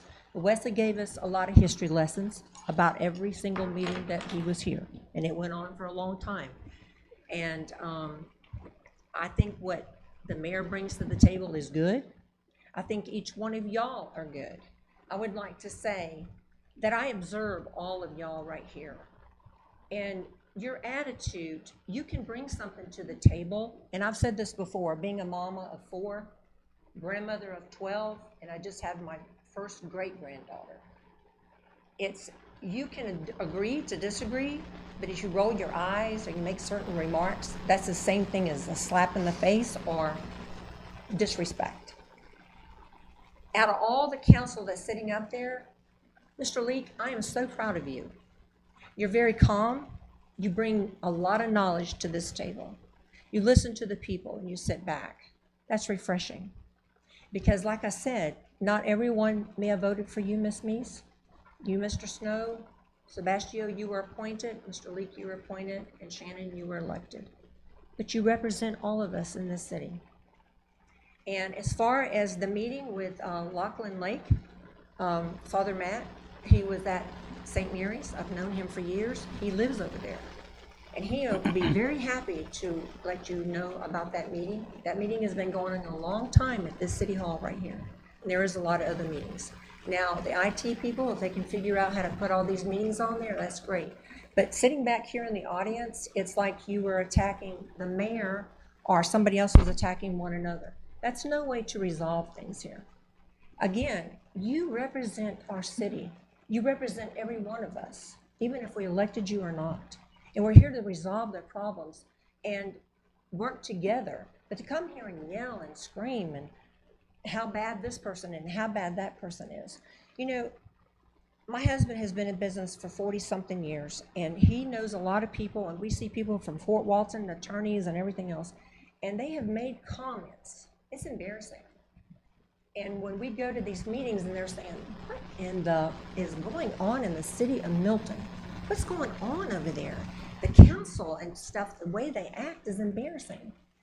That's really sad. I just sit back and I don't say anything. So, you know, we're not only the people that come here in public to see these meetings, but there's people watching. So you all bring good points. Jeff, you have great points. You're motivated. You get out there and you video, and it's refreshing to know what you do. Roxanne, you're very smart, and I appreciate what you do. I appreciate our mayor. And I tell anyone in the public when they're out there criticizing all the people that are elected, you think you can do a better job? You run. You go out there, knock on those doors, and you run for office. Because I can promise you, not everybody has the same answers. But to see your attitudes and the way you come across, it's disappointing. It's very disappointing. So please try to work on that. And Mr. Lee, again, I thank you. And I didn't know you from Adam's Billy Goat when you came in here. But I got to know you, and I have very high respect for you. You're a very calm man. You think about it. You can tell that you do your homework when you come to that table. And we, as people that live in the city, we need to know why this money is being spent. And not to have to come to this podium and worry about you're going to be criticized because you asked that question. It is our taxpayer money that we are asking about here. So please, can we just work on that? And as far as Mr. Jorgensen, none of you city, not one of you have the right to ask him and what he is doing to manage the city and who those employees are. Y'all can't. You hire the city manager and you have authorization to hire the city attorney. That's it. You have no jurisdiction over one of those city employees. So you can go to any of those meetings you want to, but you can't tell that city staff what they can do and not. I do know that, and that's what Randy told me. But I can sit there and I can go to that meeting and I can express my thoughts on something that they're discussing, but I can't tell them what to do. Absolutely, and I totally agree. You can go to any meeting you wish to go to. I'm just trying to tell But the you whole reason I brought that up was because, again, I want our council to know that they can sit in those meetings and get information. It's for information. That's what I'm saying. And I've said this from the very beginning. I'm like a sponge. I want to absorb as much information that I can. And if I don't know that information, I want somebody to tell me that information. I want to learn. I want to be the best council person I can for the citizens of Milton. I appreciate that. But Mr. Jorgensen, is there any meeting that anyone in this public cannot attend? No. Thank you. We just need to know when they are. But- That's what I'm but saying. What I'm saying is, as long as I can remember, every Wednesday morning, there's a city staff meeting. Again, I'm new, and that's why I said a lot of these council may not know that meeting. Did any of you guys know that this meeting, I mean, Jeff, you do, you've been here longer. Roxanne is not. Robert, you didn't know about this meeting, did you? Did you, Shannon? So, and she's been here longer than. Well, I understand all that. My point that I was trying to make. That's what I'm saying. We need to be informed. We can't serve and do what we're supposed to do for the citizens of Milton without being informed. Okay, listen, what my point on that. Can one y'all was have the that conversation Randy after is the city meeting? Because I manager. think everyone's ready to be excused, so we can finish So, up the but meeting. thank you, and that's all I had to say, is that can y'all please just remember that you're here for all the people. Okay? Absolutely. Thank Yes, you. ma'am. And by all means, y'all continue your conversation after we are adjourned, unless there's more public comment. Does anyone else want to come forward? All right, we are adjourned.